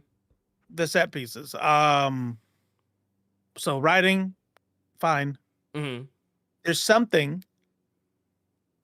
There's some stuff that I'll give passes to for budget. You're if you don't have superstars, you know what I mean? I get it, right? CGI, I'll give a pass. I'll give a pass because CGI is expensive. I got it. Should have done practical effects, but maybe that was outside of the budget too. Who fucking knows? But when it comes to set pieces, there's like artistic ability. And it was like they were going for some like steampunk sort of thing, kind of, you know what I mean? Because Drago, was using some information to create technology, yada yada yada, and it was like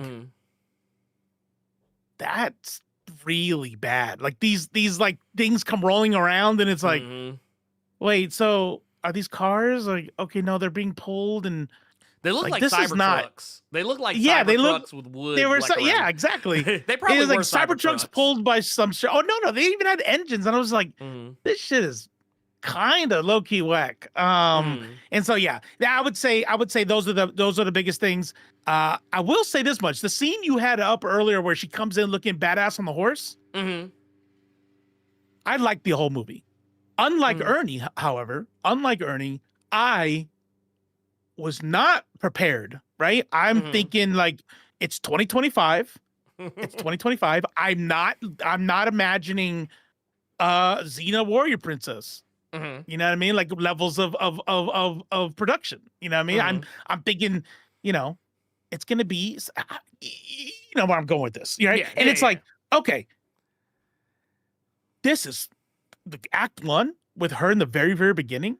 The scene where she's on top of the tree, I'm like, oh yeah, like you're literally on I imagine that tree is probably like 2 feet, you know what I mean, with the green screen behind it, and it's like this is not good. Nah, this scene, like, well, the scene with where she comes riding in.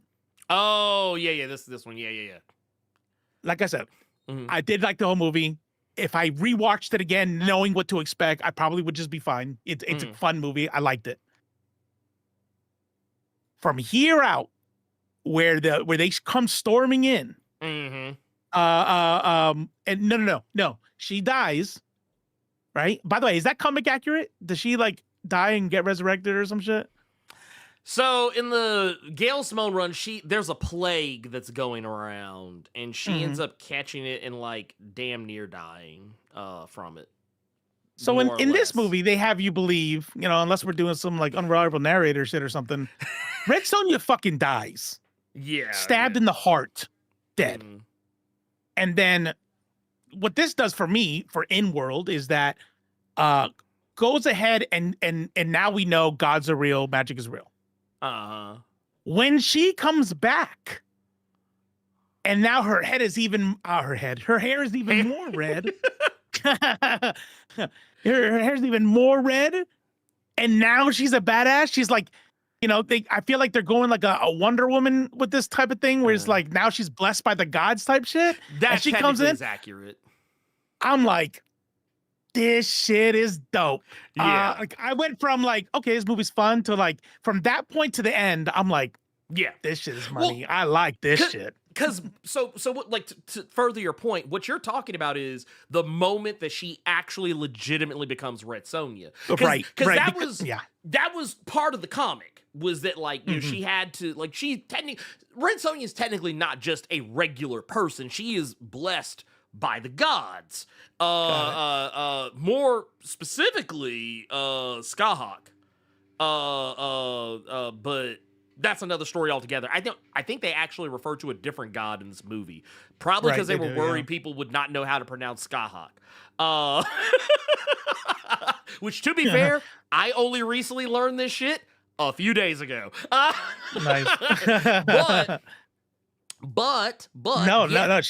Her hair becomes super red yes, through the resurrection. Yeah. right. Because like she gets taken down to the lake. The blood goes into the water. The water all turns red, and then all of a sudden, like the water gets into her hair, and then from that moment on, her hair is that color for the rest of the movie. And she and I will say too, she was already technically a badass before she went in there, but the difference is that in the first 2 acts of the movie where she's just Sonja, she can still beat up multiple dudes at the same time. The difference is also, but like the difference is like they can still like she can still be overwhelmed.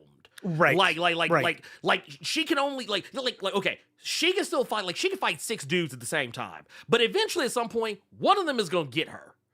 Like or they'll all like just gang up on her and then she's toast. But on this, it's like, oh no, this the whole army's gone. This is debug mode. She's got God mode right. on after like in this shot right here. Like she has As damage. she should.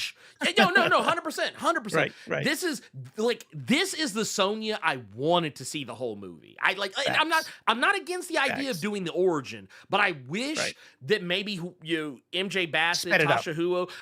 You know what I wish they would have done? I wish they would have done what the Fantastic Four did. Where, that's good. Yeah. We're like, hey, this is Red Sonja. Yeah, she started out like this. Raiders stormed her village, separated her from her family, killed her family. She's been a vagabond ever since. And she died.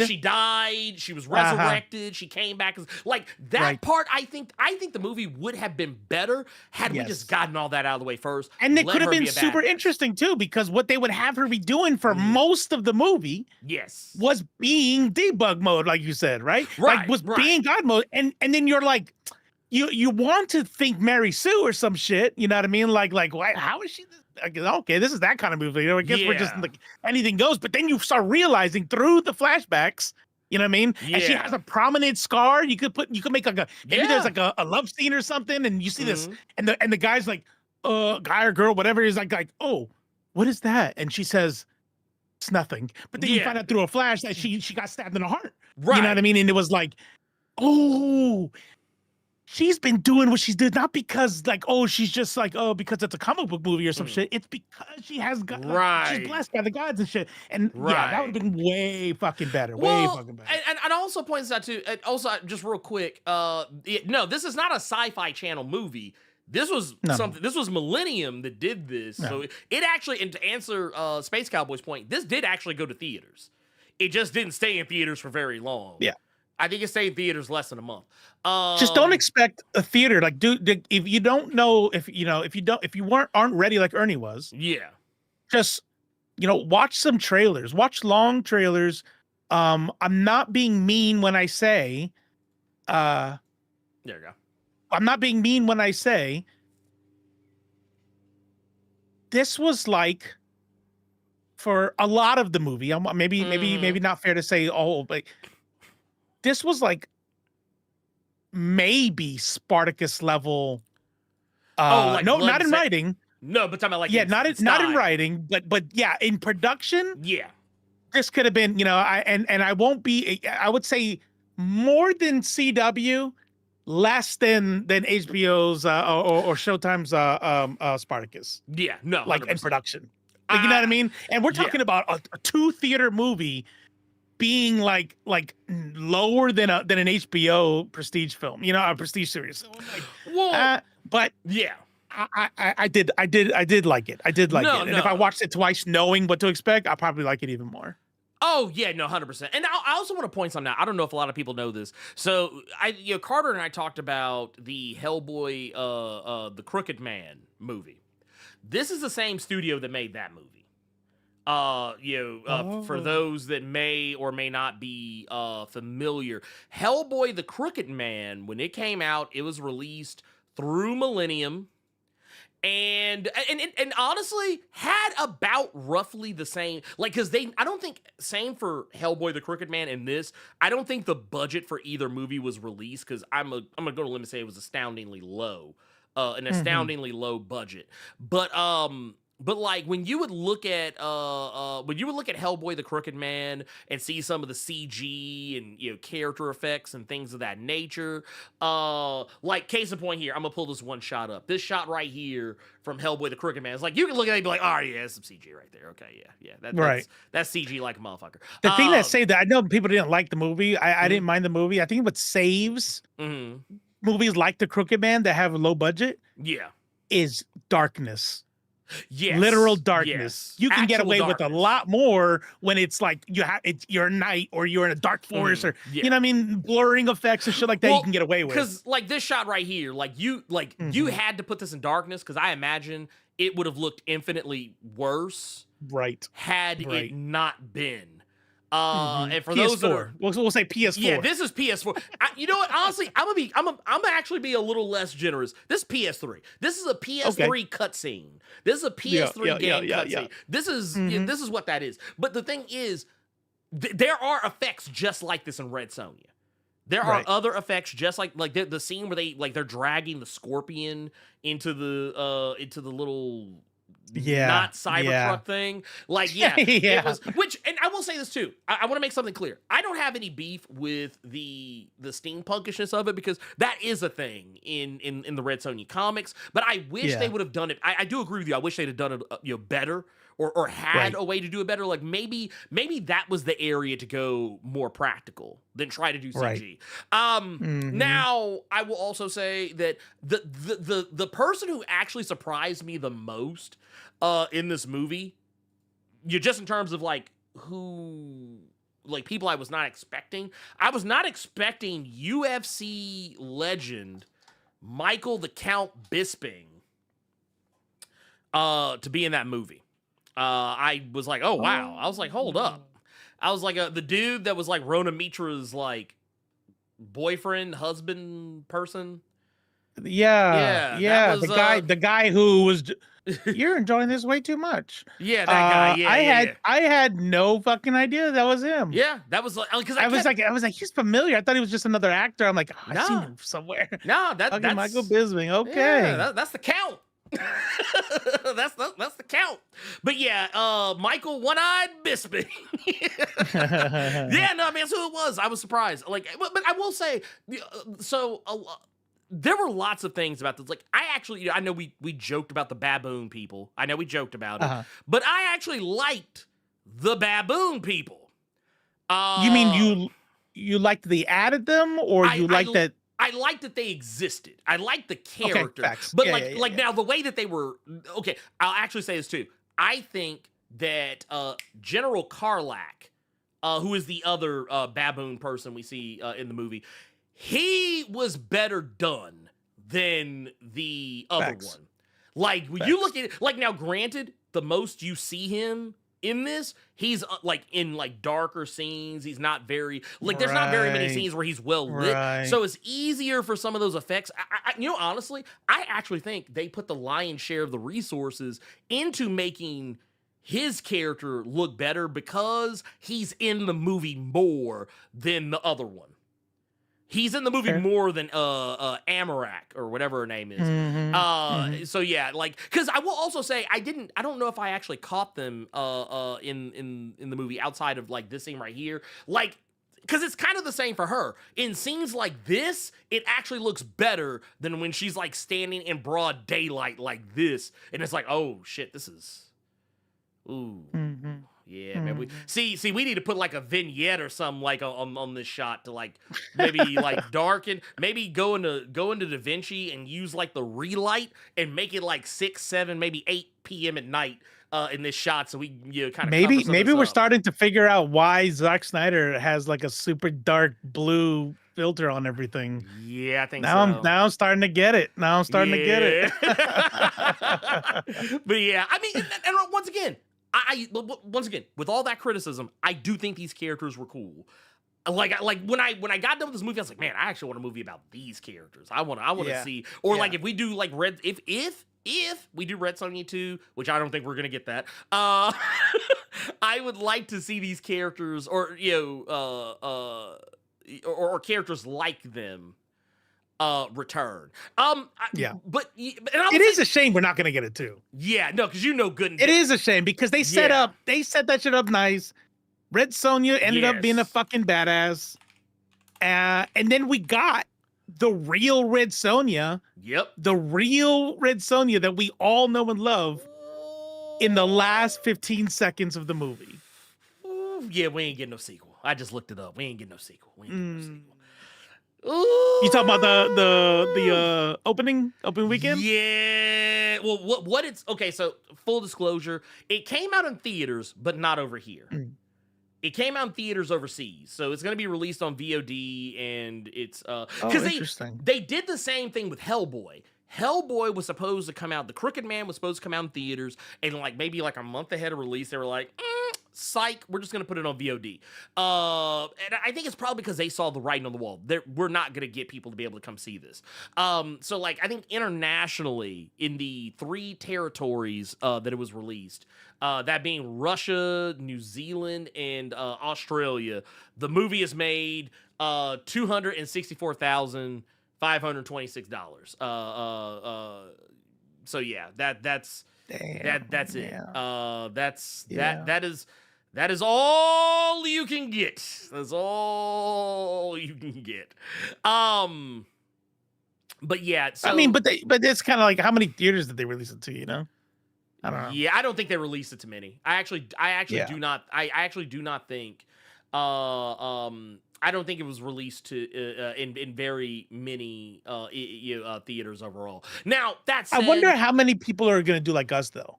Oh yeah, you know what I'm saying? Like, wow, this is whack. But then also once you accept it, just go in wanting a little bit better than Xena Warrior Princess. You know what I mean? Just a little bit better than that. I actually think what you said earlier was a perfect example. Spartacus. Yeah. I actually think Spartacus is a perfect. Yeah. Because now, to be fair, Spartacus is a little bit of an older series, so its effects are going to look dated That's anyway. why, though, right? But also, no, the movie, yeah. But that was the thing. That was actually the thing with Spartacus, was that its effects were dated even when it came out. Its effects were kind of like, ooh. I mean, all right, so I hope you all, if you haven't seen the movie yet, just go in there knowing that Spartacus that came out in 2010? I think it was 2010. Yeah. Oh, let's see. Spartacus, something like that. Spartacus Blood and Sand. Yeah. 2010. Yep. There you go. So Spartacus was trying to ride the tails of 300. Right? Yeah. Hard. And I think did a pretty good job doing it though. But I thought so too. I love Spartacus.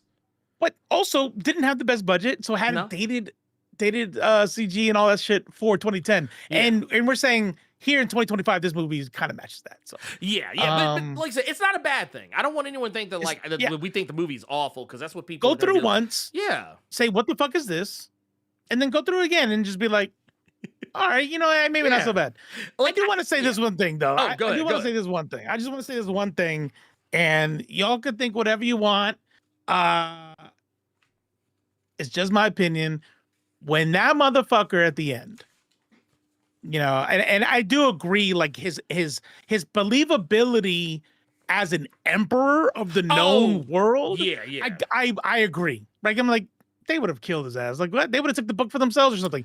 They tried to give they gave him plot armor, which was that their wealth and technology comes from this part of a book that he has that nobody else has been able to decipher except for him, because he was this boy genius. Right. So in that case, I can see maybe but then I think somebody would have fucking, he would have been somebody's, fucking slave to build this shit for them, because he would have been over. Anyways. Yeah, no. You're 100%. You're 100%. At the end of the movie, when we find out that he actually was a child slave with Red Sonja, and he was left behind accidentally, and that's what fucked him up. And he's screaming at the lady who raised him and left the building with him. He says, and he's yelling. He's like, say you abandoned the children. No, I didn't abandon. Say, and he's screaming that over and over again. I'm like, this shit is heavy. And Yeah. then he loses. He's in like the little fucking the ruins or some shit. And then we find out another kind of like a little bit, tiny plot twist is that he goes, why are you sorry? He goes, Red Sonja says, I'm sorry. And he goes, why are you sorry? You didn't have nothing to do with this. He goes, I wish I had held your hand tighter. Yeah. And then it does a fucking flashback to like Mhm. the little girl held her hands, and the barbarians that stole them pulled him away from her. Right. And then as he's dying, he's like, Can you hold my hand and this time don't let go? As he's dying, I'm gonna tell you right fucking now, I cried. Yeah. No, that I will I'm say. cleaning the office. I'm like, whoa, fuck, man. Shit. Dude, something's cleaner getting my eye. No, dude. Yeah. Well, no, I will say this. For as much as I did not enjoy his overall performance, I did think that scene was good. To me. And maybe that was so heavy for me that I'm blind to everything now. Well, no. It's not even that. It's because I have seen Michael Sheehan and other stuff that I'm like, I've seen this cat do better. Right. I've seen this cat actually deliver, and I feel like no, okay, let me be clear on this too. I think he was having a lot of fun. I think that he was the Umbrella Academy. Yeah. Umbrella Academy. Right. Yes, That's right. Okay. Yeah. That's why I was saying, like, I know that the motherfucker can act because I have quite 100%. literally seen. I kept calling him Michael. It's Robert. Oh my God. Anyway, I'm thinking about, I was thinking about Michael Sheen. I don't know why, but yeah, Robert, his name's Robert. But no, Robert, he who was also on the Misfits. I don't know if did you ever watch that TV series Misfits? No. Okay. Well, they were on that. That's all I got. I got nothing else. Ray Clausen. Yeah. He just held it up. Look, get that book real quick. Oh yeah, let's get. Boom. Get that book that you have. Oh yeah. Here we go. Bam. So boom. This right here. I don't know if that's his answer, but this is my answer. That's for sure. Oh no, 100%. This is my answer. That's complete Gail Simone Red Sonja. Look, let me explain something to you. There's a reason why. If you go pick up they actually have a book. I think it's called like the Best of Red Sonja, or like the Red Sonja collection. It has a bunch of different really good stories across multiple different runs of Red Sonja. Because I'm gonna be honest with you, Red Sonja got a lot of books. That motherfucker is in a lot of books. Matter of fact, Red Sonja has 3 books running right now. They got Red Sonja Reborn, which doesn't have anything to do with like Red Sonja, like what you might normally expect from Red Sonja. It's more of like an isekai where a woman from the modern day gets sent back into the Hyborian age. And she is like, when she gets sent back, she's not sent back as herself. She's sent back into the body of Red Sonja. That's that book. Got it. But they also have a whole different planet. right? And it's like, I think it's Red Sonja and Ash versus the Army of the Dead or something. I think that's another book that's going on right now.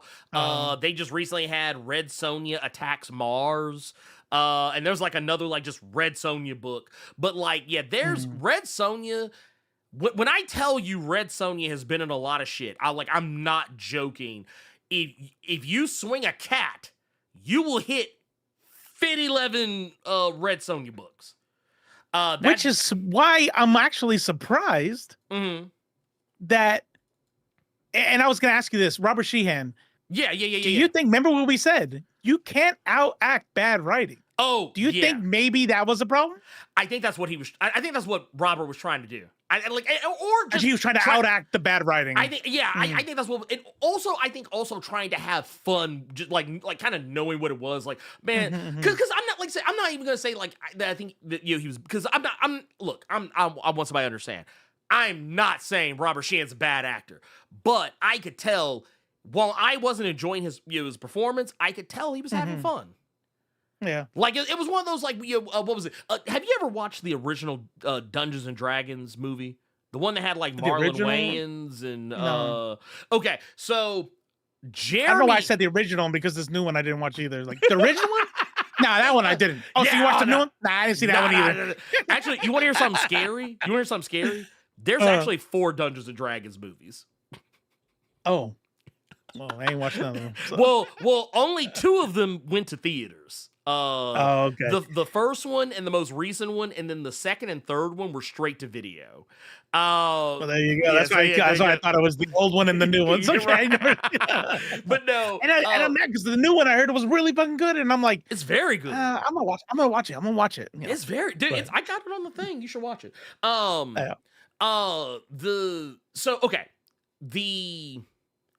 In the original Dungeons and Dragons movie, Jeremy Irons, fantastic actor, right? You Jeremy Irons, the guy's he's a goat. Mm-hmm. That movie is so fucking bad, but Jeremy Irons is one of the only good things in it because he's actually playing a very similar character as what Robert Sheehan is supposed to be doing in this, but like he is chewing up the scenery so much that everyone else just looks even worse in this movie because he's just like because like every time he's talking, he's like, ugh, like he's leaning into like it's like someone told him, hey, be as big of a cartoon character as you want to be. He's just like, oh, say word. Oh, say less. I got you. He's like, yeah. He's acting with his shoulders and his hands. He's always like gyrating and moving. It's like you can tell. He's like, look, this movie is some bullshit, but I'm gonna have a good time. I feel like that's what Robert Sheehan was trying to do. But I think the difference between this movie and that one is that it didn't work this time for me. Check the Discord. I didn't see the movie, but it's funny that in one single still, I could see like, I see what you're talking about. Yes, this is precisely what the fuck I'm talking about here. I'm gonna pull this up. I'm gonna pull this in up. One frame. The whole thing becomes clear. Oh yeah, no, 100%, 110 million% here. This is, I think I already have it. Yeah, right here.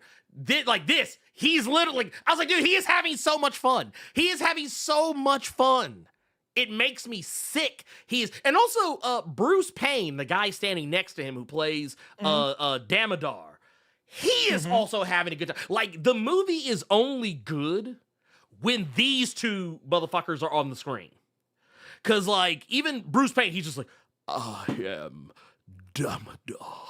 like he's like, you get your fabulous drag race ass up out of here, man. Dude, look at this motherfucker acting his ass off. He has come a long way since Passenger 57.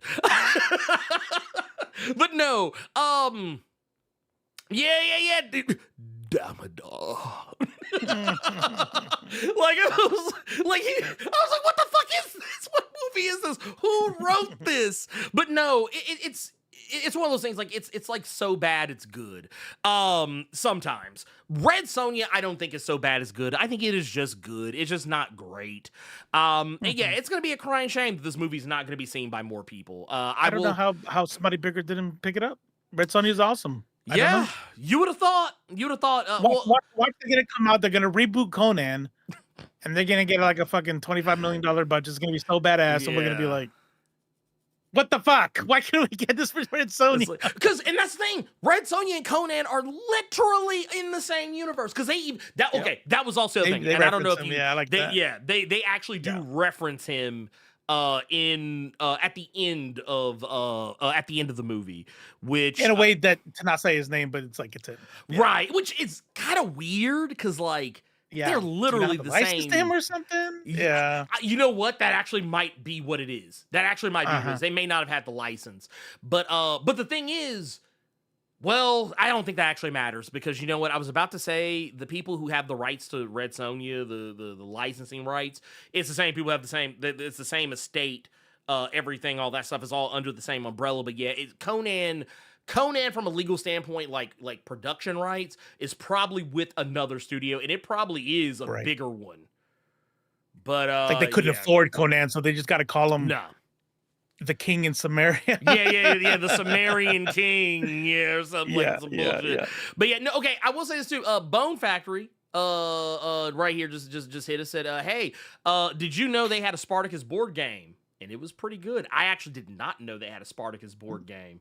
I did not know this, and now I must seek it. I must seek it out. There was another question. That said. Because we were bringing up how it's like Spartacus is a good example of the production value. They asked, but do they show full dong like in Spartacus? And the answer is no, not at all. Actually, no nudity. There's no nudity but whatsoever. They sure as fuck did in Peacemaker. Oh my God! They sure as fuck did. Like, Peacemaker said we're using up all the dong that y'all didn't get in Red Sonja, all the titties you didn't get in Red Sonja. Here.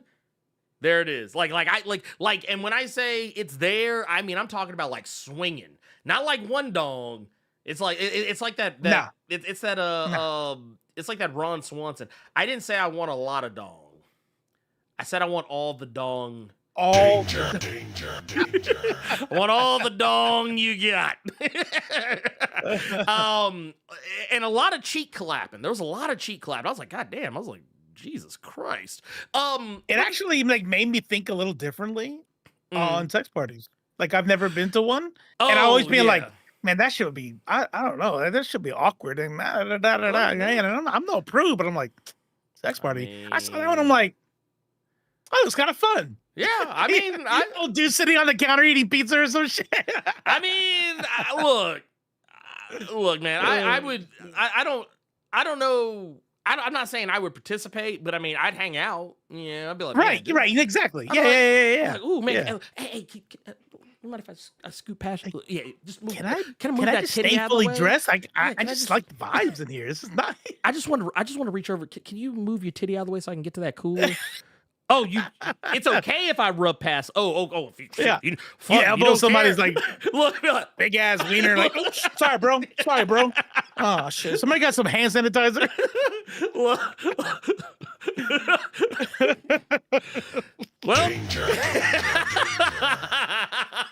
never getting a plaque. Yeah, we're never getting it. To be fair, I think we're right at the threshold of being past the grace. The grace period. To find out what you're about to find out. Yeah. Well, yeah. Every time I go back to check, it's like nope. I honestly probably never getting it, so that's fine. It's November, I thought. Isn't it November? September. Okay. I think it's like mid-September. Well, technically it should be mid-August, but I don't know if they do it from like the time that from the time following the probation period, then after, or just from the moment of the offense. So yeah, yeah. It's crazy. I've been to a few. They're not that lit. I'm like, oh. I mean, to be fair, I think it all depends on how drugged up you are. Right. And who the people are. You know what I mean? I'm sure there's like C teams of sex parties. Oh no, I can definitely tell you. I know people who kind of live that lifestyle, and I'm gonna be honest with you. They're not always like they don't look like the people in that. No. It's usually people who are That's fair. Not hot. They're like the opposite of hot. It's usually like the people in question. I love them to death, but they are not the most attractive people I've ever seen in my life. Like I don't look at them and think, ooh. Like I look at them and think, but lots of older. And y'all really? Can I have a fantasy? Okay, you guys are ruining this. Right? It's like 30 feet, old people, not attractive. No, I guess to keep it in that same vein. Because we do actually have a Streamlabs joint over here. This is from Fabric86. Said no beef with Ernie, but I'm with Team Robo. Red Sonja's signature is large, scantily clad breast. Thank you. Next. Not all the time. That's all I'm gonna say, and keep it pushing. Anyway, we got. We were over it. We were over it. Not all the time. But I appreciate the $4.99. Yes. But we got. I'm gonna just set that right there for right now. But no. That said, we do have one more thing, and that is gonna be as we kind of already alluded to, we kind of got set up nicely. For that is Peacemaker. So Peacemaker, man, not a lot really that can be said about Peacemaker because it's a very, I'll put it like this. It's a very good reintroduction to Peacemaker. And it carries on. Like, for people that were worried that, how are they going to address season 1? Like, they address it, I thought, pretty damn well. They give you a nice little lengthy recap and let you know off top that this is, we're still following the same Peacemaker. This is the same Peacemaker we were following in season 1, the same Peacemaker we're following here in season 2. And they even do some funny little tongue-in-cheek stuff with the intro that I thought was really cute. Like, and I think this has been kind of memeified left and right, but they changed the intro. I like that. I like that. So, wait. Oh, no, not the intro, but I mean like the not the intro, but the scene, the flashbacks. From, yeah, in the flashback where they changed the last time on Peacemaker. Yeah, well, like when they showed like the scene where it was like Henry Cavill and was like you couldn't see them, but like you could, but you could see the silhouettes and you knew that it was It was Henry Cavill Superman, it was Ezra Miller Flash, so and so forth. In this one, it's very obvious it's the Justice Gang and like Superman and Supergirl, but in the DCU. So they basically kind of let you know. Yeah, we're not really ever going to address that shit. We're just going to keep it pushing as if nothing ever happened. You're going to forget it ever happened. That's what you're going to do. It's like, look, mind you, like, it was basically pocket sand. Mind your business. Let's keep going. And actually, they're doing a pretty good job because I didn't even notice that they changed the whole thing until just now, looking at this still. Because I was just like, okay, they're doing a last time on, and you know, this scene came up, and like, yep. And then it wasn't until the next scene that you see Green Lantern and a Hawk Girl, like, you know, referencing the joke that just happened earlier in the thing. But in this part, I didn't even notice that they were all replaced too. I was like, okay, all right, I like this. Because at first, I almost didn't catch it till well, honestly, the thing that gave it away was Hawk Girl. Hawk Girl with the wings and like Mr. Terrific sitting in the little knot chair thing. I was like, oh, okay, I see it now. Because I wasn't really paying as much attention to Green Lantern. But then also when they did the shots where it was like, oh, hey, here's Hawk Girl for like 0.2 seconds. And here's Green Lantern for 0.2 seconds. And it was like, okay, all right, we see what you're doing here. But no, I liked it. Okay, now what I misspoke earlier, but I'll go ahead and address it now. Yeah, they do change the intro. So I'm different. I actually don't like the new intro. I like the dance. I don't like the song. But I will also say I get why they changed the song because it actually does better fit the tone of this season. I bet you they change the song every. I bet you every season we're gonna get a new song. Oh no! Dance. We'll always get a. And what's kind of funny about it is the dance is almost always like. Well, not I'm gonna say almost always because it's only been 2 seasons. But like the dance, a lot of it's kind of the same from the first season. And I think that's on purpose. Yeah, no, that's 100% on purpose. But like I think the song will always be changed to match whatever the vibe of the season is. I didn't quite like. Let me put it this way. I don't dislike the song. I just don't like it as much as the other one because the other one's more energetic. It's more energetic, more upbeat song. So like, and I usually gravitate towards that. This song is not bad. It just, man, I was kind of like, I think because, and I blame Warner Brothers for this. The original song was a sleeper hit. Because when the show came out, nobody expected for the song to be that popular, for the intro to like go viral. And you know this because Warner Brothers was late to the party releasing the intro on social media. Like everybody and their grandma had screen cap that intro and put it on social media. And we're getting millions upon millions of views until eventually Warner Brothers, and this was like almost like 2 or 3 weeks after the fact, they were like, oh shit, here, put it up. People love this shit. They're eating it up. And I think because of that, Warner Brothers was prepared, so they made a big deal about the intro being changed. So I think it kind of like maybe go, ooh, man, so that last one was heat, so this one's gonna be heat too. Oh, yeah, dude, oh, yeah, baby, yeah. I was like, yeah, like we about to go in. And then it kicks in, and I'm like, oh. And you knew they were proud of it too because they actually released the intro before the show even came on. Like on official channels, they're like, "Ooh, see, and this is great." No, y'all could have kept this one. But like I said, it does fit the tone of the show, so I'm sure it'll grow on me. But unlike season 1, I will be hitting the skip intro button every time.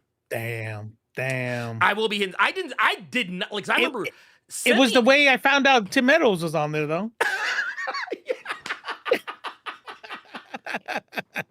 I will say that is a good thing about the intros. You figure out real fast, like who everybody, like where, That's right. everybody's gonna fall in. Oh, cool. I was like, oh, isn't that nice? He wasn't in season 1, was he?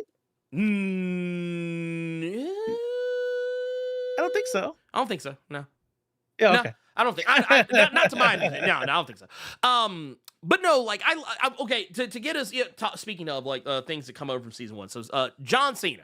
Is John Cena lit as is he still lit as Peacemaker? Does he still have the gas as Peacemaker? Yes. I think he still has it.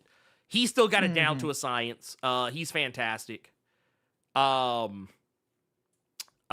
think honestly that was my biggest concern with the show. I was like, man, does John Cena still got it? He's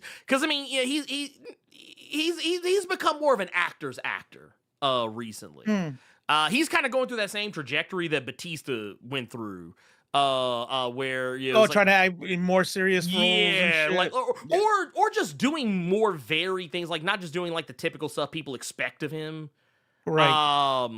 And yeah, I've seen him take on some serious roles recently, and I've seen him like try and like I think he actually shines in the comedic spectrum of things pretty damn good too. But like I was like, okay, let's see what happens. But like both him and I believe is it Jennifer Holland that plays Harcourt. I think thought so. yeah, I thought both of them did a fantastic job selling their characters. Like and selling where they are versus where they were. Right. Selling the fallout of Adebayo snitching on Amanda Waller. And I love her, by the way. She's great. She's great. And here's the thing. So good. She is. I don't know if you saw this. I had post. Dude, okay.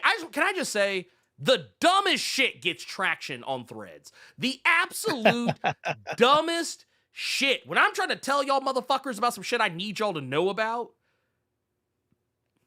10 likes. 10 likes. That's all I can get. And check the views too. It's not just about people not liking it. Threads is like, we're not showing that to people. Get the fuck out of here with that. Get that. But I did one ugly ass little post about Kyle Chandler's daughter, Sydney Chandler. What does this shit do? What does this shit do, Robo? 1.6K. I didn't even say anything that was a hot take. I just said, Nepo baby. Yeah, that's what's out. Now you're low. You're what do they call it? Subtweeting. I don't know what it'd be called on Threads. Subposting at Will Smith's kid again. Yeah, I guess. Like we know you hate her. Yeah, you probably hate women, really. You know what I mean? Like, if you really want to keep it a buck, I guess maybe I do. Maybe I do. You know what? I think it's fuck it.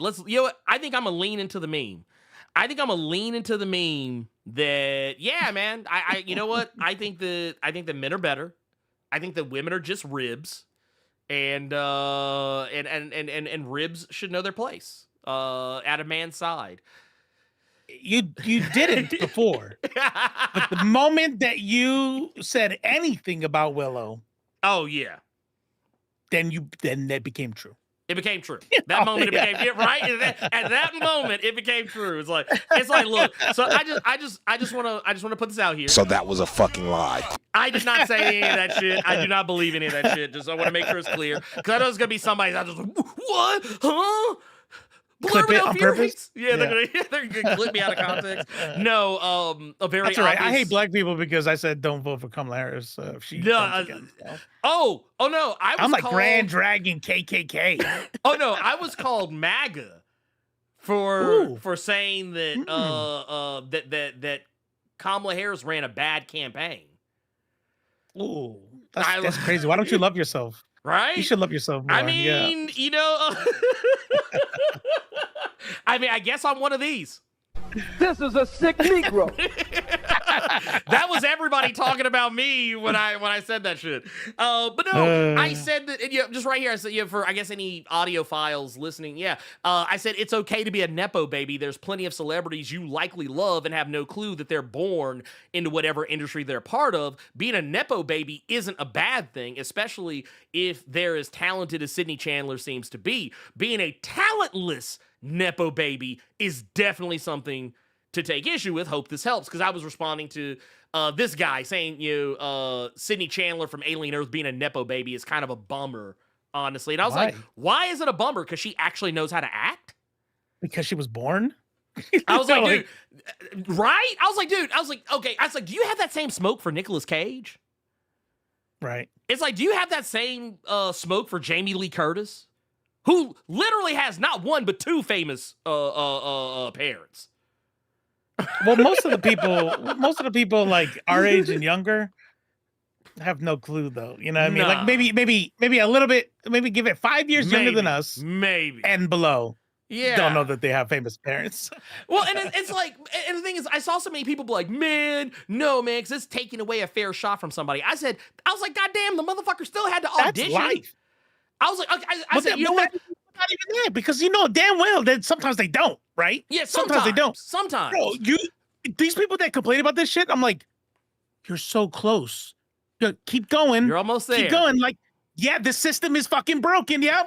It's not about Nepo babies, dumbass. Right? And I would even point out too, because the thing I was even pointing out somebody that kind of said something along those lines. I was like, dude, I said, I'm pretty goddamn sure you've at least worked one job in your life where you only got the job because you had a friend.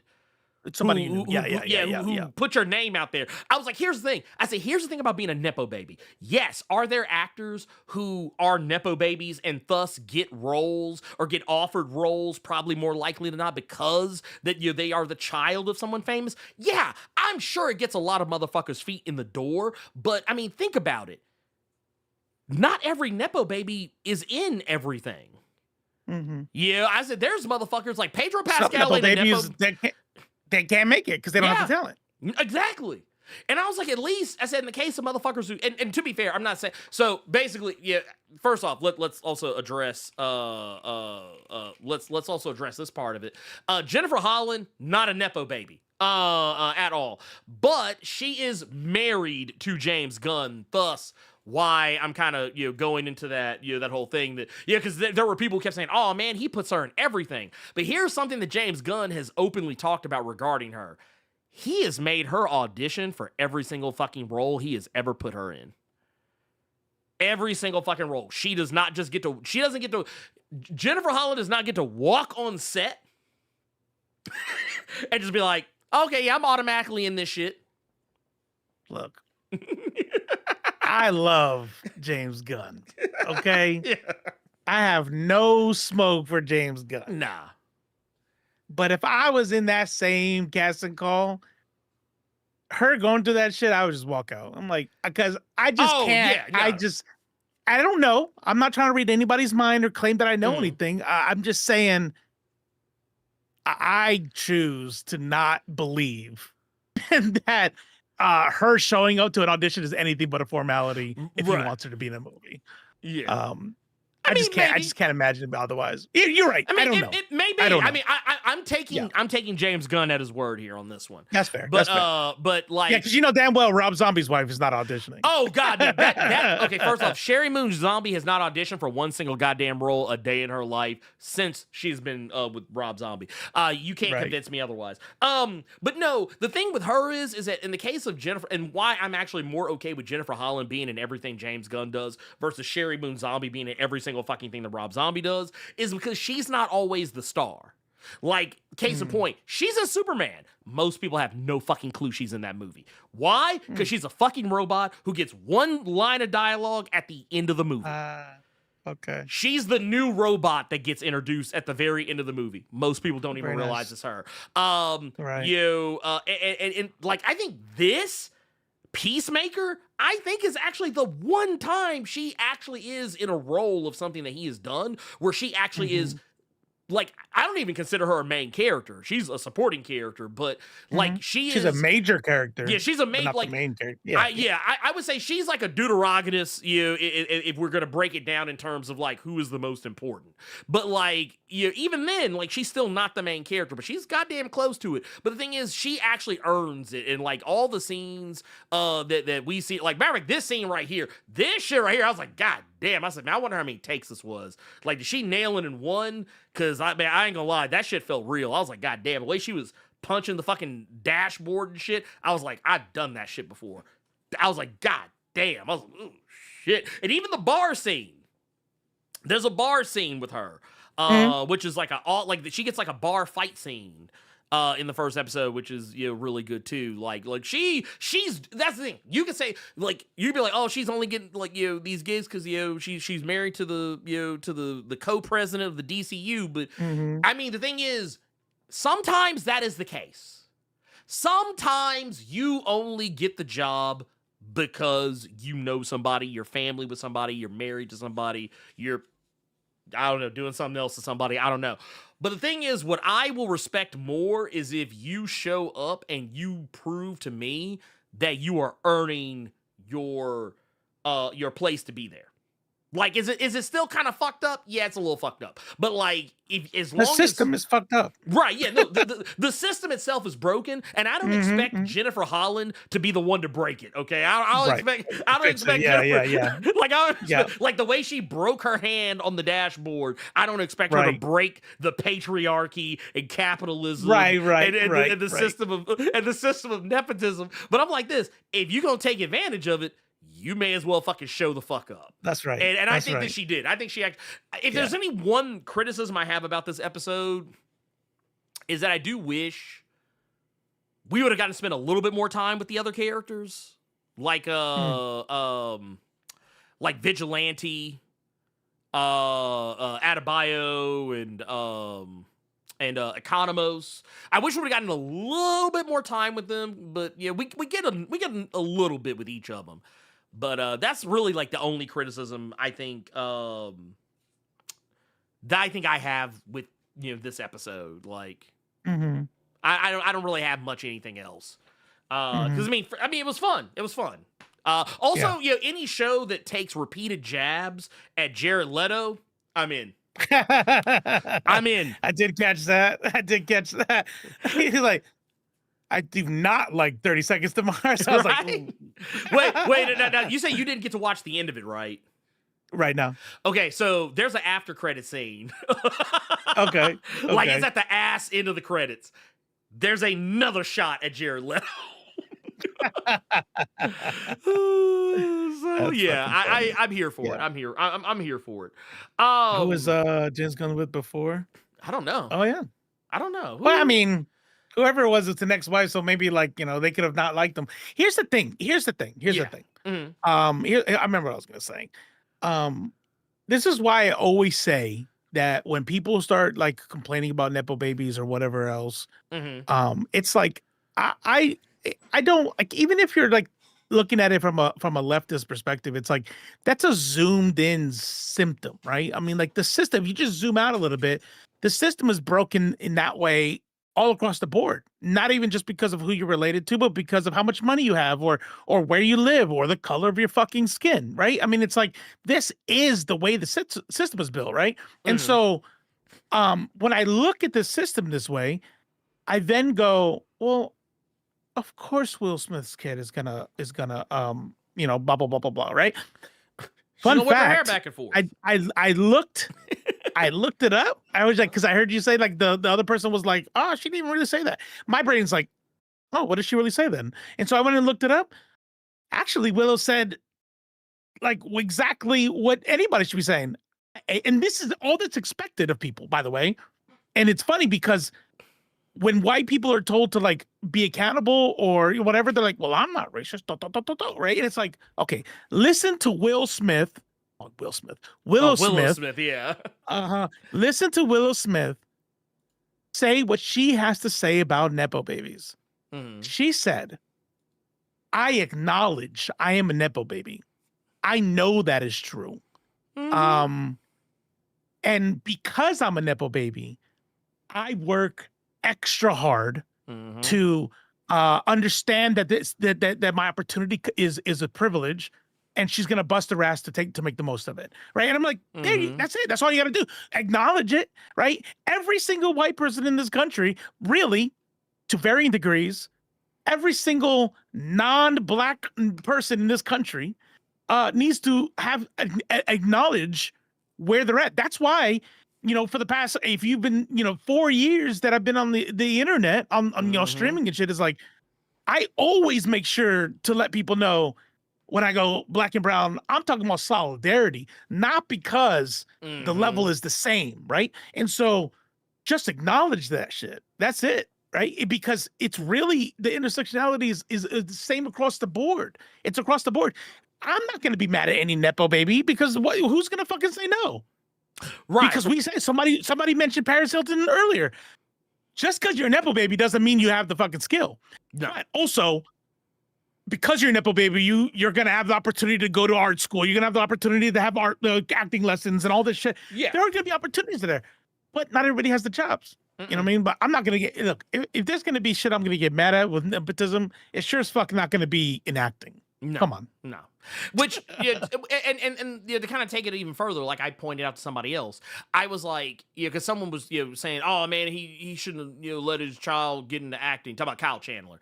I was like, look, I said, I think Kyle Chandler probably did what any decent father would likely do if they discovered their child had a desire to do something. They would, especially if he saw that she had a gift, or maybe not be like the most talented person at that moment, but he could see the potential. He would foster that. Like I'm gonna be honest with you. I'm gonna keep it a buck with you. I'm not a famous person, but if I was, if someone said, "Hey, man, I don't really like how you didn't make your kid earn their place. Like you put." Let's use a real example. Yeah. Let's use a real example. Cersei has told you she wants to create content.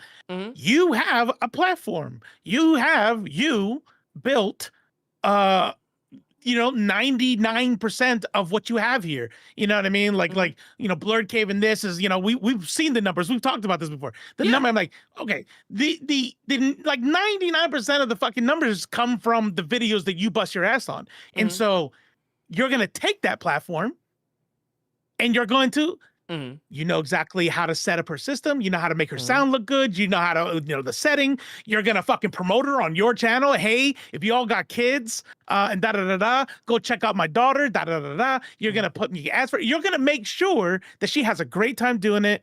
And you're going to set her up for success if you can help it. Any good parent would. And I don't see why that's a problem. No. I mean, like I said, if Cersei came to me and said, "Hey, this is what I want to do," I would be like, "All right, cool, bet, I got you." Bet. I'm not gonna like do everything for. I'm not gonna do everything for them, but I am going to like do everything in my power to make sure that they have everything they need, and leave it at that. Like I let the chips fall where they may. And, and if I can offer like insight or wisdom or, whatever, then yeah, that's what I'm going to do. But I mean, I'm not going to, like, anyone that tells me they're not going to help their kid. I gotta, or you're a piece of shit. Yeah. I was going to say, like, you're a bad parent. Right. And I know I get making them earn it, like not giving any like free handouts. Like, okay, yeah, I'm not saying that, hey, you gotta like you as a famous parent have to like go be like, hey, put my kid in the thing. Don't like fast track him. I'm not saying, that you got to do that. I'm just saying that like, just be there to foster the talent. Because I mean, let's keep it a buck. Genetics is a thing. If an actor has a kid, there is a very high chance that their they kid will have the same gifts. Is their kid's gonna. And if you have a case in point, look at the brain. well, here I was gonna say, Thunderbolts just came out on Disney Plus. Who do y'all think Wyatt Russell is? That's Kurt Russell's kid. That's Kurt Russell and Goldie Hawn's fucking kid. U.S. agent. Yes, that motherfucker. I didn't even make the connection until you said, "Who do you think Wyatt Russell is?" I'm like, Yeah. "Oh, It's like, yeah, Wyatt fucking Russell. Like, there's a lot of people who still, there's a lot of people who still don't realize that Wyatt Russell is fucking what's his face? That he's this motherfucker right here. That is Kurt Russell's boy. Nepo baby." The real son of the Celestial. Oh yeah, Look, man, I didn't even make that connection. I'm slow tonight. That's exactly right. And not only is he a Nepo baby, he's the son of somebody who's already been in the MCU. So how do you think he got this part? You know, like, come on. I'm just saying. I'm just throwing it out there. But no, I mean, there's lots of people who are, like I said, you'd be crazy to think that, like, if let's use looking at like music. So Kendrick Lamar has at least one kid that I think we're all aware of. And I would not be surprised if in like 15 some odd years we find out that Kendrick Lamar's kid is into music and ends up getting in it. Like, they might not, I'm not just going to assume they're going to get into hip hop, but if they did, I wouldn't be shocked. Right. Yeah. Right. LeBron James' kid. Yeah. And also not, okay, first off, also, Lawson, not only does Wyatt look like his dad, he talks like him too. He actually he has not exactly, but a lot of his mannerisms and the way he delivers lines. There's been more than a few times I've been like, God damn, I actually thought that was Kurt for a minute. I thought that was Kurt for a minute. God damn. Yeah, Huey from The Boys. Jack Quaid, Nepo baby. Dennis Quaid. Yeah. Hell, was it Maya Hawke from Stranger Things? Nepo Ethan baby. Hawke? That's Ethan Hawke's kid. Wow. Yeah, that is Ethan Hawke's Look kid. at that. We're all learning shit today. Yeah. That's what I was saying. Like, dude, they're okay. And now I think this one's also pretty obvious. Lily Rose Depp. Well, I mean, who the fuck do you think that is? Who the fuck? And here's the thing. I know a lot of people love Lily Rose Depp. I'm not one of them. I don't think that she is a particularly good actress. I know people really liked her in Nosferatu, but if Nosferatu is anything to go by, that's the one time I thought she was like half-assed decent in something. Lewis Pullman. That's Bill Pullman's kid. The Sentry in Thunderbolts. Nepo baby. Yeah, Kiefer Sutherland. Hell, Charlie Sheen and Emilio Estevez. Emilio. Yep. Right? I'm just saying. Yeah. Oh, yeah. Maya Rudolph. Nepo baby. But here's the thing. A lot of these people we're talking about, they are all talented. Right. They are talented artists. And they earn their place. Yeah, right. Yeah. I would be nitpicking if I said that, even if you don't, I'll reword it. Even if you don't believe they earned it, right? Because of how many people also have skill and will never see them. Again, let me just repeat myself. That's the broken system we live in. So congratulations if you're still a fan of capitalism. But also, I'm going to go back to Willow. If what she says is true, and she's fucking in the studio, singing till her throat hurts, writing every day. You know what I mean? Like finding out where she's weak on it and working on that until she perfects it. Okay. I mean, at least you're not just sitting there saying like, do you know who my dad is? Do you know who my mom is? You know what I mean? Like, just hand it to me. I mean, at least work. And that's how, and that's who we see succeed. The people who are busting their ass. Look at John David Washington. Look at John David Washington. That's Denzel's boy. Tracy Ellis Ross is another good one. Yep. Tracy Ellis Ross. Oh yeah, I forgot about the fact. Yeah, that's all. I forgot about that part. Also, shout out to Gearless Mo out here. Gearless Mo, you just reminded me actually. Yeah, not only Ethan Hawke, but fucking Uma Thurman. So it's like, dude, there was no chance that Maya was not going to be an actress on any level. There was no chance. What was it? I think I just read an interview the other day. Goldie Hawn was talking about her granddaughter who's like still pretty damn young. Like not even a teenager. And she was literally just saying the other day, her granddaughter was already talking about wanting to get into acting. And she was like, yep. Fact. She's like, it's a foregone conclusion. She's like, this kid's probably going to wind up being an actor. Yeah, I see some of y'all bringing up, Ron Howard. Okay, first off, Ron Howard, then drop down to Bryce Dallas Howard. So one of the most common, everybody Joe knows Hill. the term exactly. Everybody knows and has heard the term nature versus nurture. Everybody's heard of that. Right. As I was going through my undergrad stuff for psych stuff, every class starts out the same way. The argument was nature versus nurture, and it's always been both. These kids are getting both. Mm-hmm. Are getting both. Not only do they have the genetic propensity to have the aptitude towards that direction, then they're constantly exposed to it. You know what I mean? Then they live in Hollywood. Then they watching. You know what I mean? True. She is the daughter of Melanie Griffin. Yeah. And that's the thing. Some of the not just Melanie Griffin, but fucking Don Johnson, fucking Miami Vice. Skarsgård. Yeah. Fucking Miami Vice. Like that's what I'm saying. Like y'all, some of these people that we talk about. People always want to talk about how they hate Nepo babies, but then we'll literally turn around and talk about actors who are literally Nepo babies, talking about how much they love them. Now, it's virtue signaling at that part. Yeah. Oh, 100%. Well, and to me, personally, like the actors who change their name or don't use their famous last name, I respect them just a little bit more, but also at the same time, I also have smoke for them. Because I remember seeing Jamie Lee Curtis try and talk about it. Yeah, because it does kind of feel like hiding it sometimes. Like, man, I didn't even think about that. Yeah, that's facts. Yeah, that's facts. Because dude, Jamie Lee Curtis tried to say she wasn't a Nepo baby not too long ago, and she got lit up for it. Because it's like, bitch, stop. You got two famous parents. Trust me, I'm pretty sure. Yeah, you probably thought you went down to that audition and thought you snuck in under the radar, but I'm pretty sure somebody recognized you and said, "Oh yeah, no. Get her pappy on the phone. Get her pappy on the phone real quick." I had not thought about it on that level. Yeah. Because I was always like, respect Joe Hill, respect Nicolas Cage. Yeah. And by the way, I'm not saying no. that what I'm about to say is intentional. Like, I'm sure, especially, Joe Hill, I'm sure he's like, I don't want people to associate, blah, blah, blah.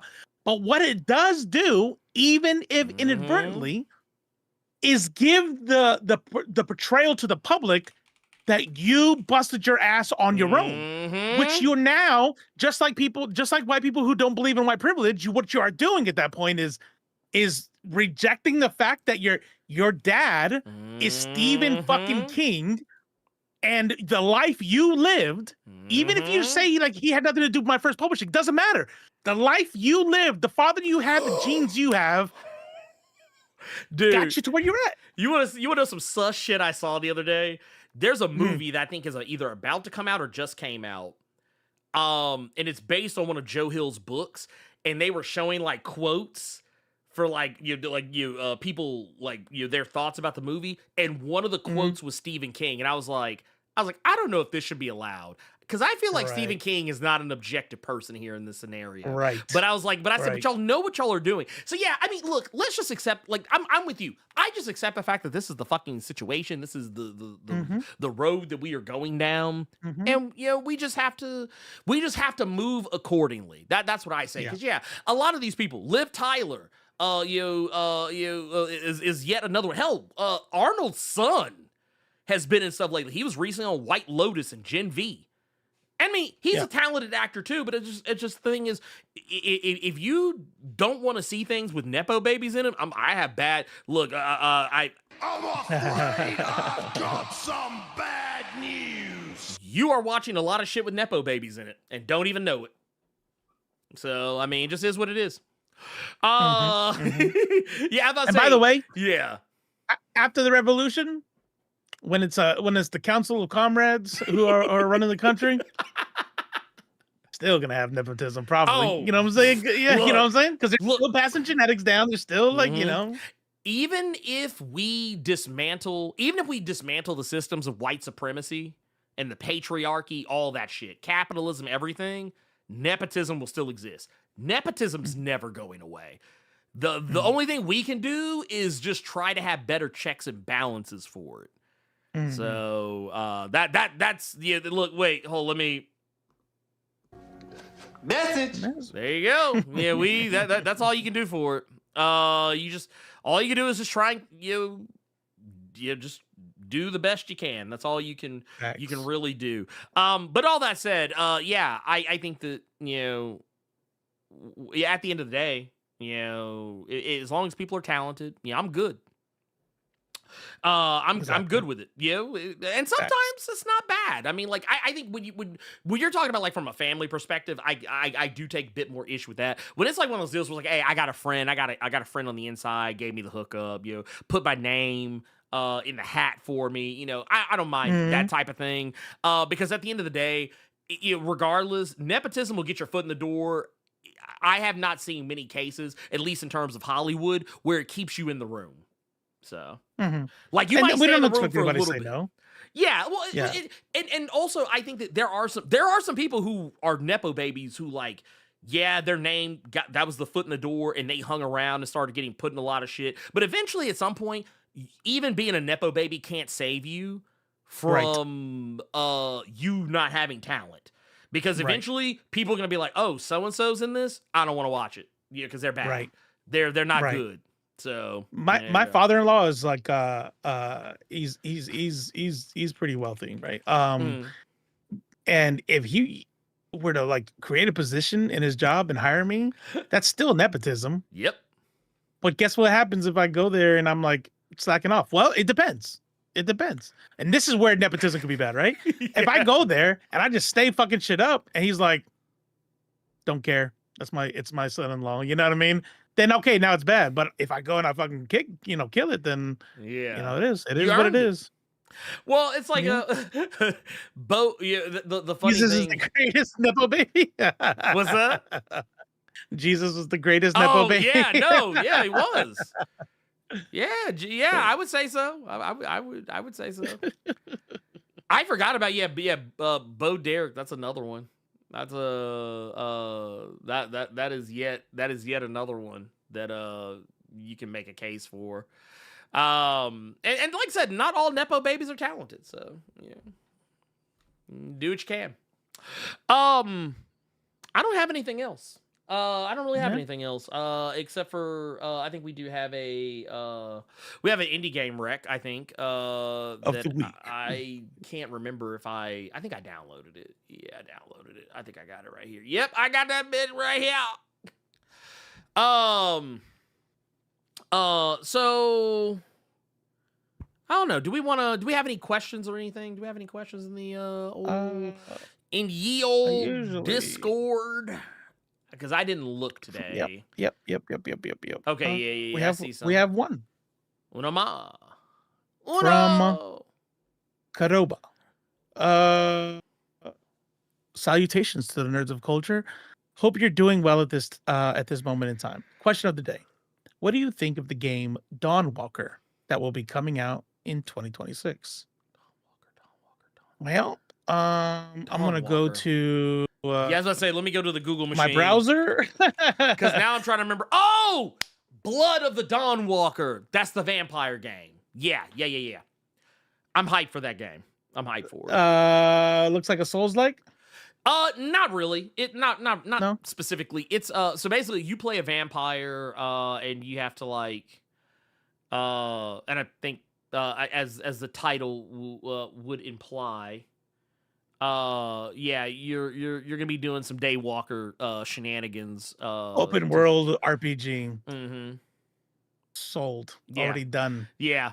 Already He's in. like, no, I'm in. In like Flynn. Again, I always do this shit. It's like people are like, oh, I'm so tired of Make It Really Rain some.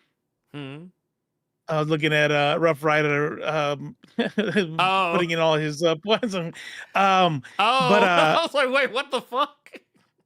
I was listening to somebody be like, there's no originality. Like, I'm just tired of open world sandbox games. Like, give me some original stories. Like, who are they making these stuff? I'm like, me. Kingdom Come Deliverance 2? I haven't heard a lot about that game. Like, it's not like some hype. It's not a lot of hype around it. Not a lot of advertisement around it. Shit. I put in like 100 hours on that motherfucker or something. I only knew about it because like it had like some, I don't know if it was controversy or what, but it was like there were a lot of people that were talking about it when it first came out. So like that's why I knew about it.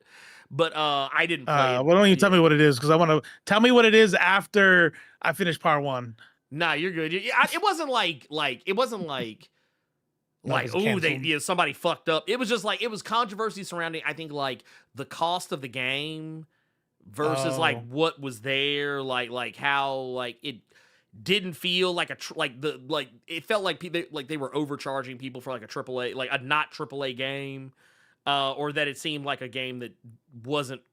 I feel like Kingdom Come Deliverance is one of those games. It kind of reminds me of No Man's Sky. It was one of those games that people hated when it first came out, but then like through updates and patches and shit, like it became the game that I guess that maybe was what was advertised. I don't know. I haven't played it personally, so I can't say. Got it. But no, Blood of the Dawnwalker, I am actually genuinely excited for it. I forgot that it was called Dawnwalker, so that's why I was like, oh wait, what the fuck game is that? But I will say this, I'm way more excited for this game than I am for that fucking Vampire the Masquerade Bloodlines 2. Because that game looks like it is gonna be oh my god! So at least we're getting one. What's wrong with it? So I don't know if you heard Vampire graphics or what? No, it's not the graphics. It's so Vampire the Masquerade Bloodlines 2. Did you ever play the first game? No. Okay, so Vampire the Masquerade. I saw people play with that. Okay. I'm familiar with it. Yeah, so yeah, based on the Vampire the Masquerade RPG for those unfamiliar. So this game, it went through development hell. This game has literally been in development. I want to say for over a decade. Actually, let me take that back. No, 2 decades. Probably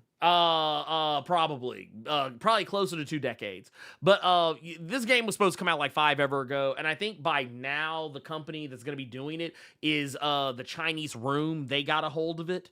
Not Paradox then. Yeah, no, Paradox is the publisher. Paradox is the publisher, but the Chinese Room stepped in, and I don't know if you've ever played any of their stuff before. They did stuff like Still Wakes the Deep, and they did one of the Amnesia games, A Machine for Pigs, which I think might have been the second or third game. I can't remember exactly. But yeah, and Everybody's Gone to the Rapture. They did that one, but yeah, they better be Chinese. That's all I know. I have no idea. They're based out of the UK. Oh, they better be Chinese. They better be canceled. Canceled. But no, I have a lot of reservations based on some things I heard people say.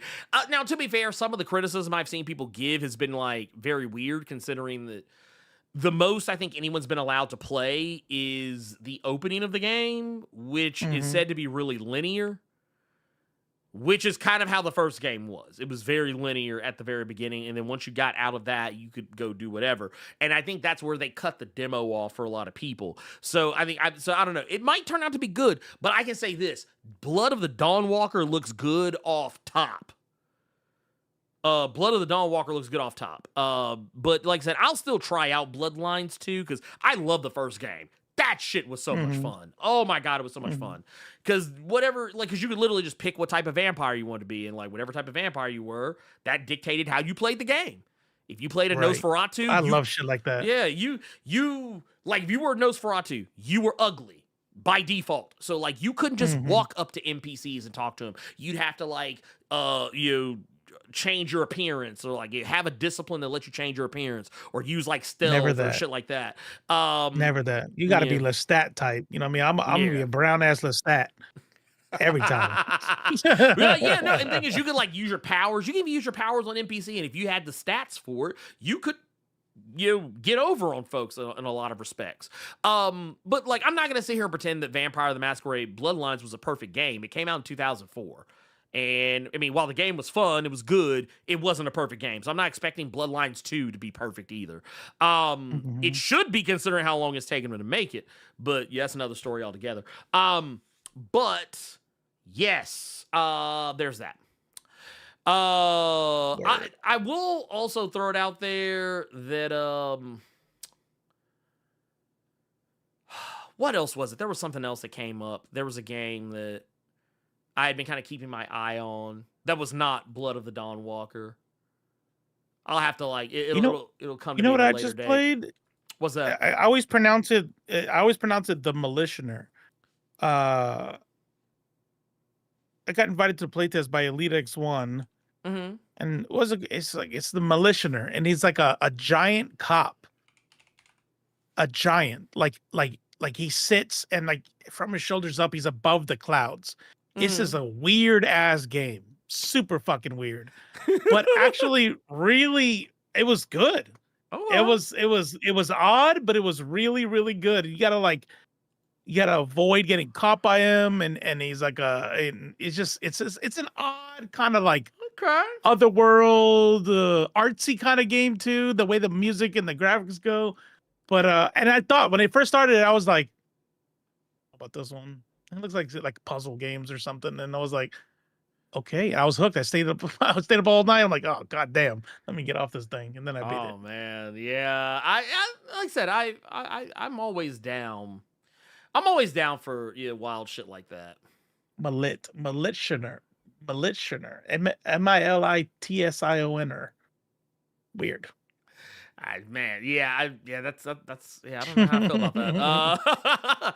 Well, like I was kind of going back and looking because like I know there's some games that I've looked at on my oh,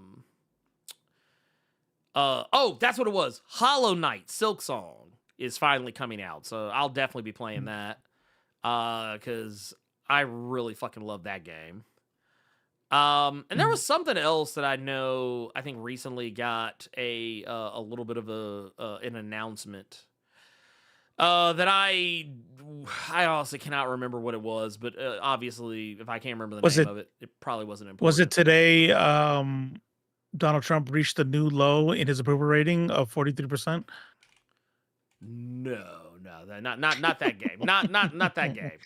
But, I just want to give everybody a little bit of good news, you know what I mean? Lift everybody's spirits a little bit. Yeah. You know, he's fucking flipping out. Yeah. No, I like that shit. No, there was something else, but like I said, it'll probably come to me at a later date. Now, what was it? Oh, no. Okay, no, that's not it either. I'll figure it out later. But no, I guess where we're at right now, let's go ahead and take a look at our Elite X1 indie recommendation of the week.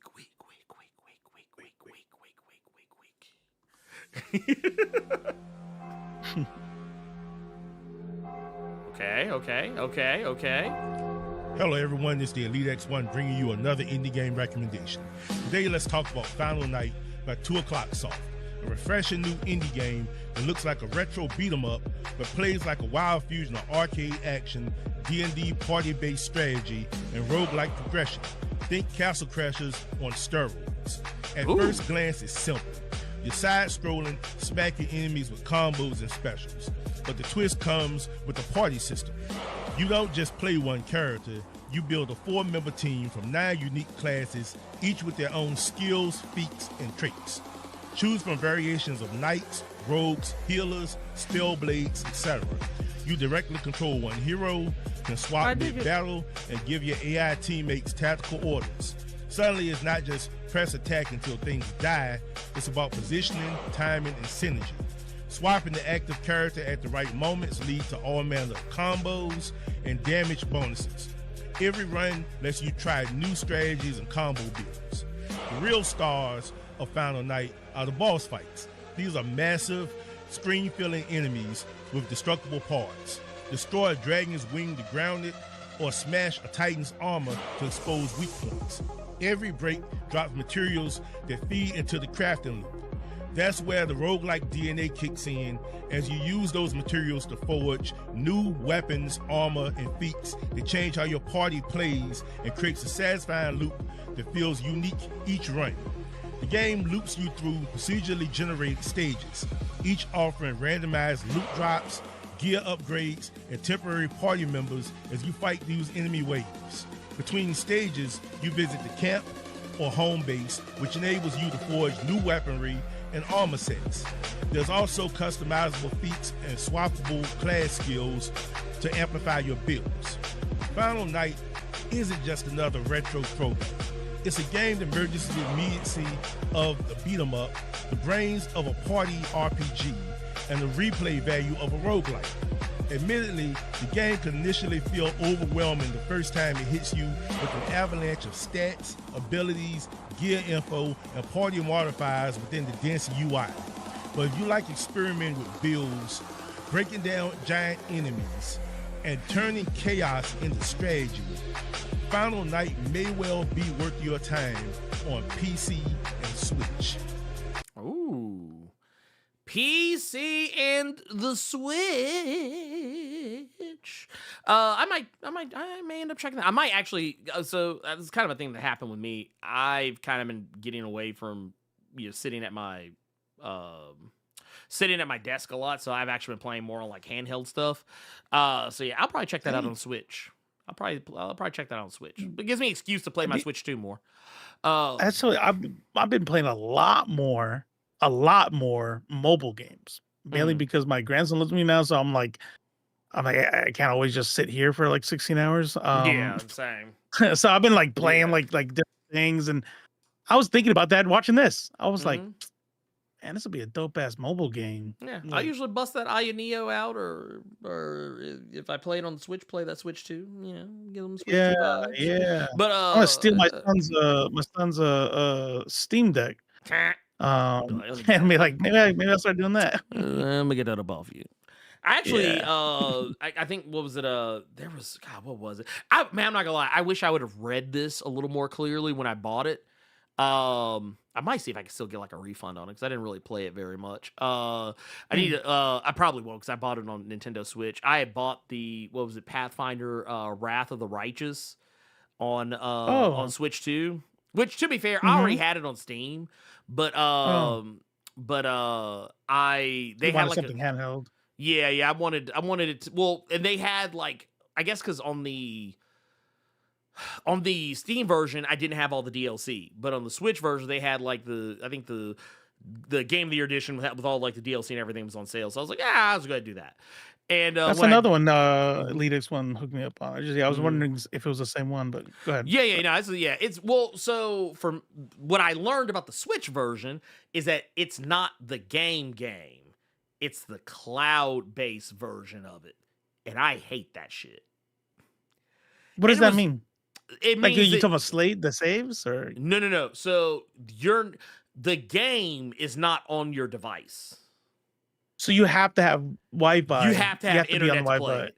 Yeah, you have to have internet to play it. I was like, I don't like that shit. So yeah, it's I don't. Nintendo's man. Yeah, I don't like that shit. Cause like, and they do that with some of those games that are more like graphic intense. But I was like, dude, the Switch 2 should be able to run Pathfinder Wrath of the Righteous like no problem. But yeah, whatever. It is what it is. That said, yeah, I hate that shit. Like when I was playing it, it brought up some weird menu, and I was like, "The fuck is this?"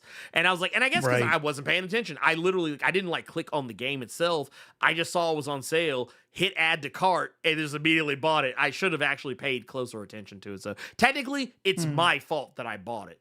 But is it less than 30 days ago? It's just you yes, less than 30 days. Yeah. No, I'm pretty sure I'll be able to. It's just that I was like, oh, yeah, this is garbage. I don't like this. I would rather play something else. And plus, I'm gonna be taking my Switch 2 with me when I go out of town. So like, I was like, I want to have something like kind of in depth I can play. But I guess you know what? I will just play Valkyria Chronicles 4 and call it a day. There you go. But that said, yeah, I don't know. We'll see. I'll probably look into that though. That's one I'll definitely look at. I guess Robo, do you have anything you want to announce for we get the fuck up out of here? All jokes aside, I will be streaming tomorrow because I have a guest. Oh shit! Yeah, I talked to some people, like nobody famous, but I talked to made a lot of connections when I went to the DSA convention. And there's somebody that works a lot in like pro Palestine, free Palestine, activism, and she's gonna come on and talk about that, or they're gonna come on and talk about that on Monday.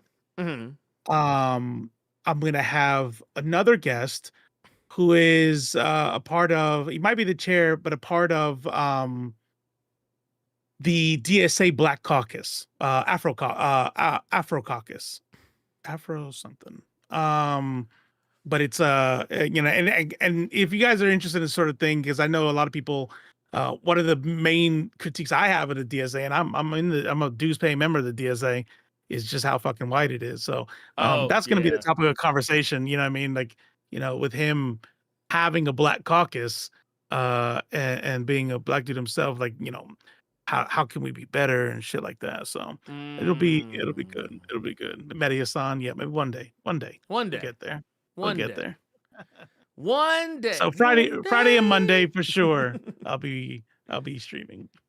I was gonna say too. Oh, we got a super chat I want to address before we do get out of here.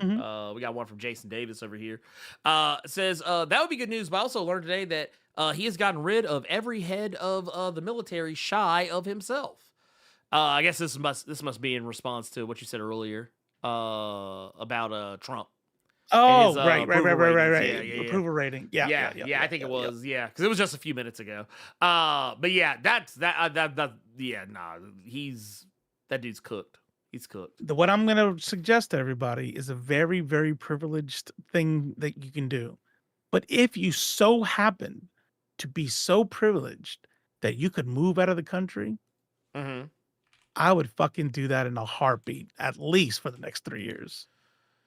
Yeah. Because it does not look like things are going to go very well. No, I don't think it will, personally. I think it's gonna be. Yeah, I think it's gonna be pretty bad.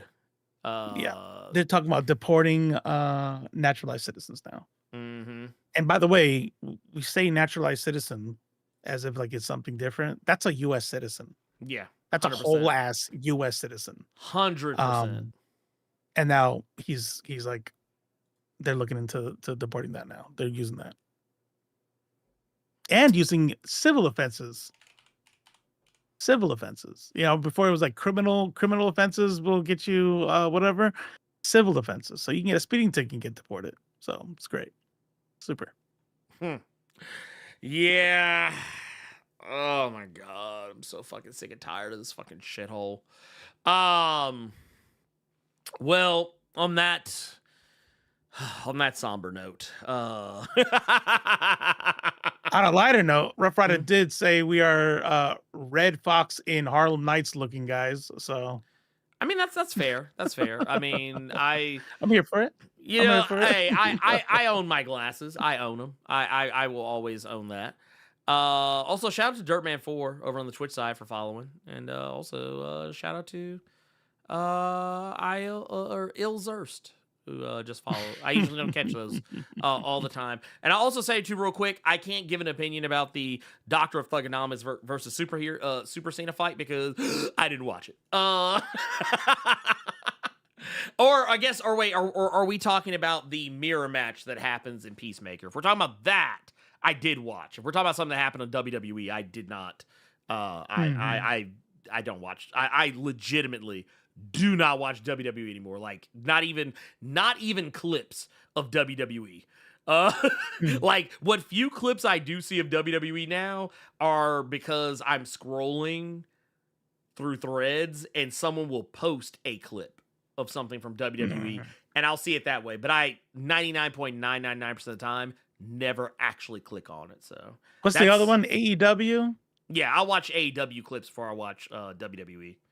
Then I think AEW just did something. I can't remember what it was. Like a they did like a pro Palestine thing, and I'm like, I don't even watch wrestling, but I'm a fan of AEW now. And so, one of WWE. One of its wrestlers wore like an anti-ice shirt at a recent show. That's what it was. Yeah. That's what it was. That's what it was. That's and what it was. They also have a college tuition reimbursement program for their wrestlers. So, and they also actually try to do right by their wrestlers. So there you go. Look, maturing means being able to let go of things from our childhood. You don't have to watch the WWE. It's a choice. AEW is right there. It's right there. Just saying. That's what I always say. I'm just like, man, look, they won't get me. Not today. But I guess, with that being said, and and everything else, all things being considered, speaking of, because I saw someone bring up Hulk Hogan, Celia just brought up Hulk Hogan being in hell. It's kind of funny you say that because, I just want to say thank you to everybody for taking the time to sit and chill with us, and also for listening in on this review of Red Sonja and Peacemaker, episode 1. And thank you all. I'll be back Saturday. And stay tuned because there's going to be more videos coming up. And interviews as well. I think there's actually an interview set for Monday. Or no, Tuesday. There's one set for Tuesday. So stay tuned for that. And always remember,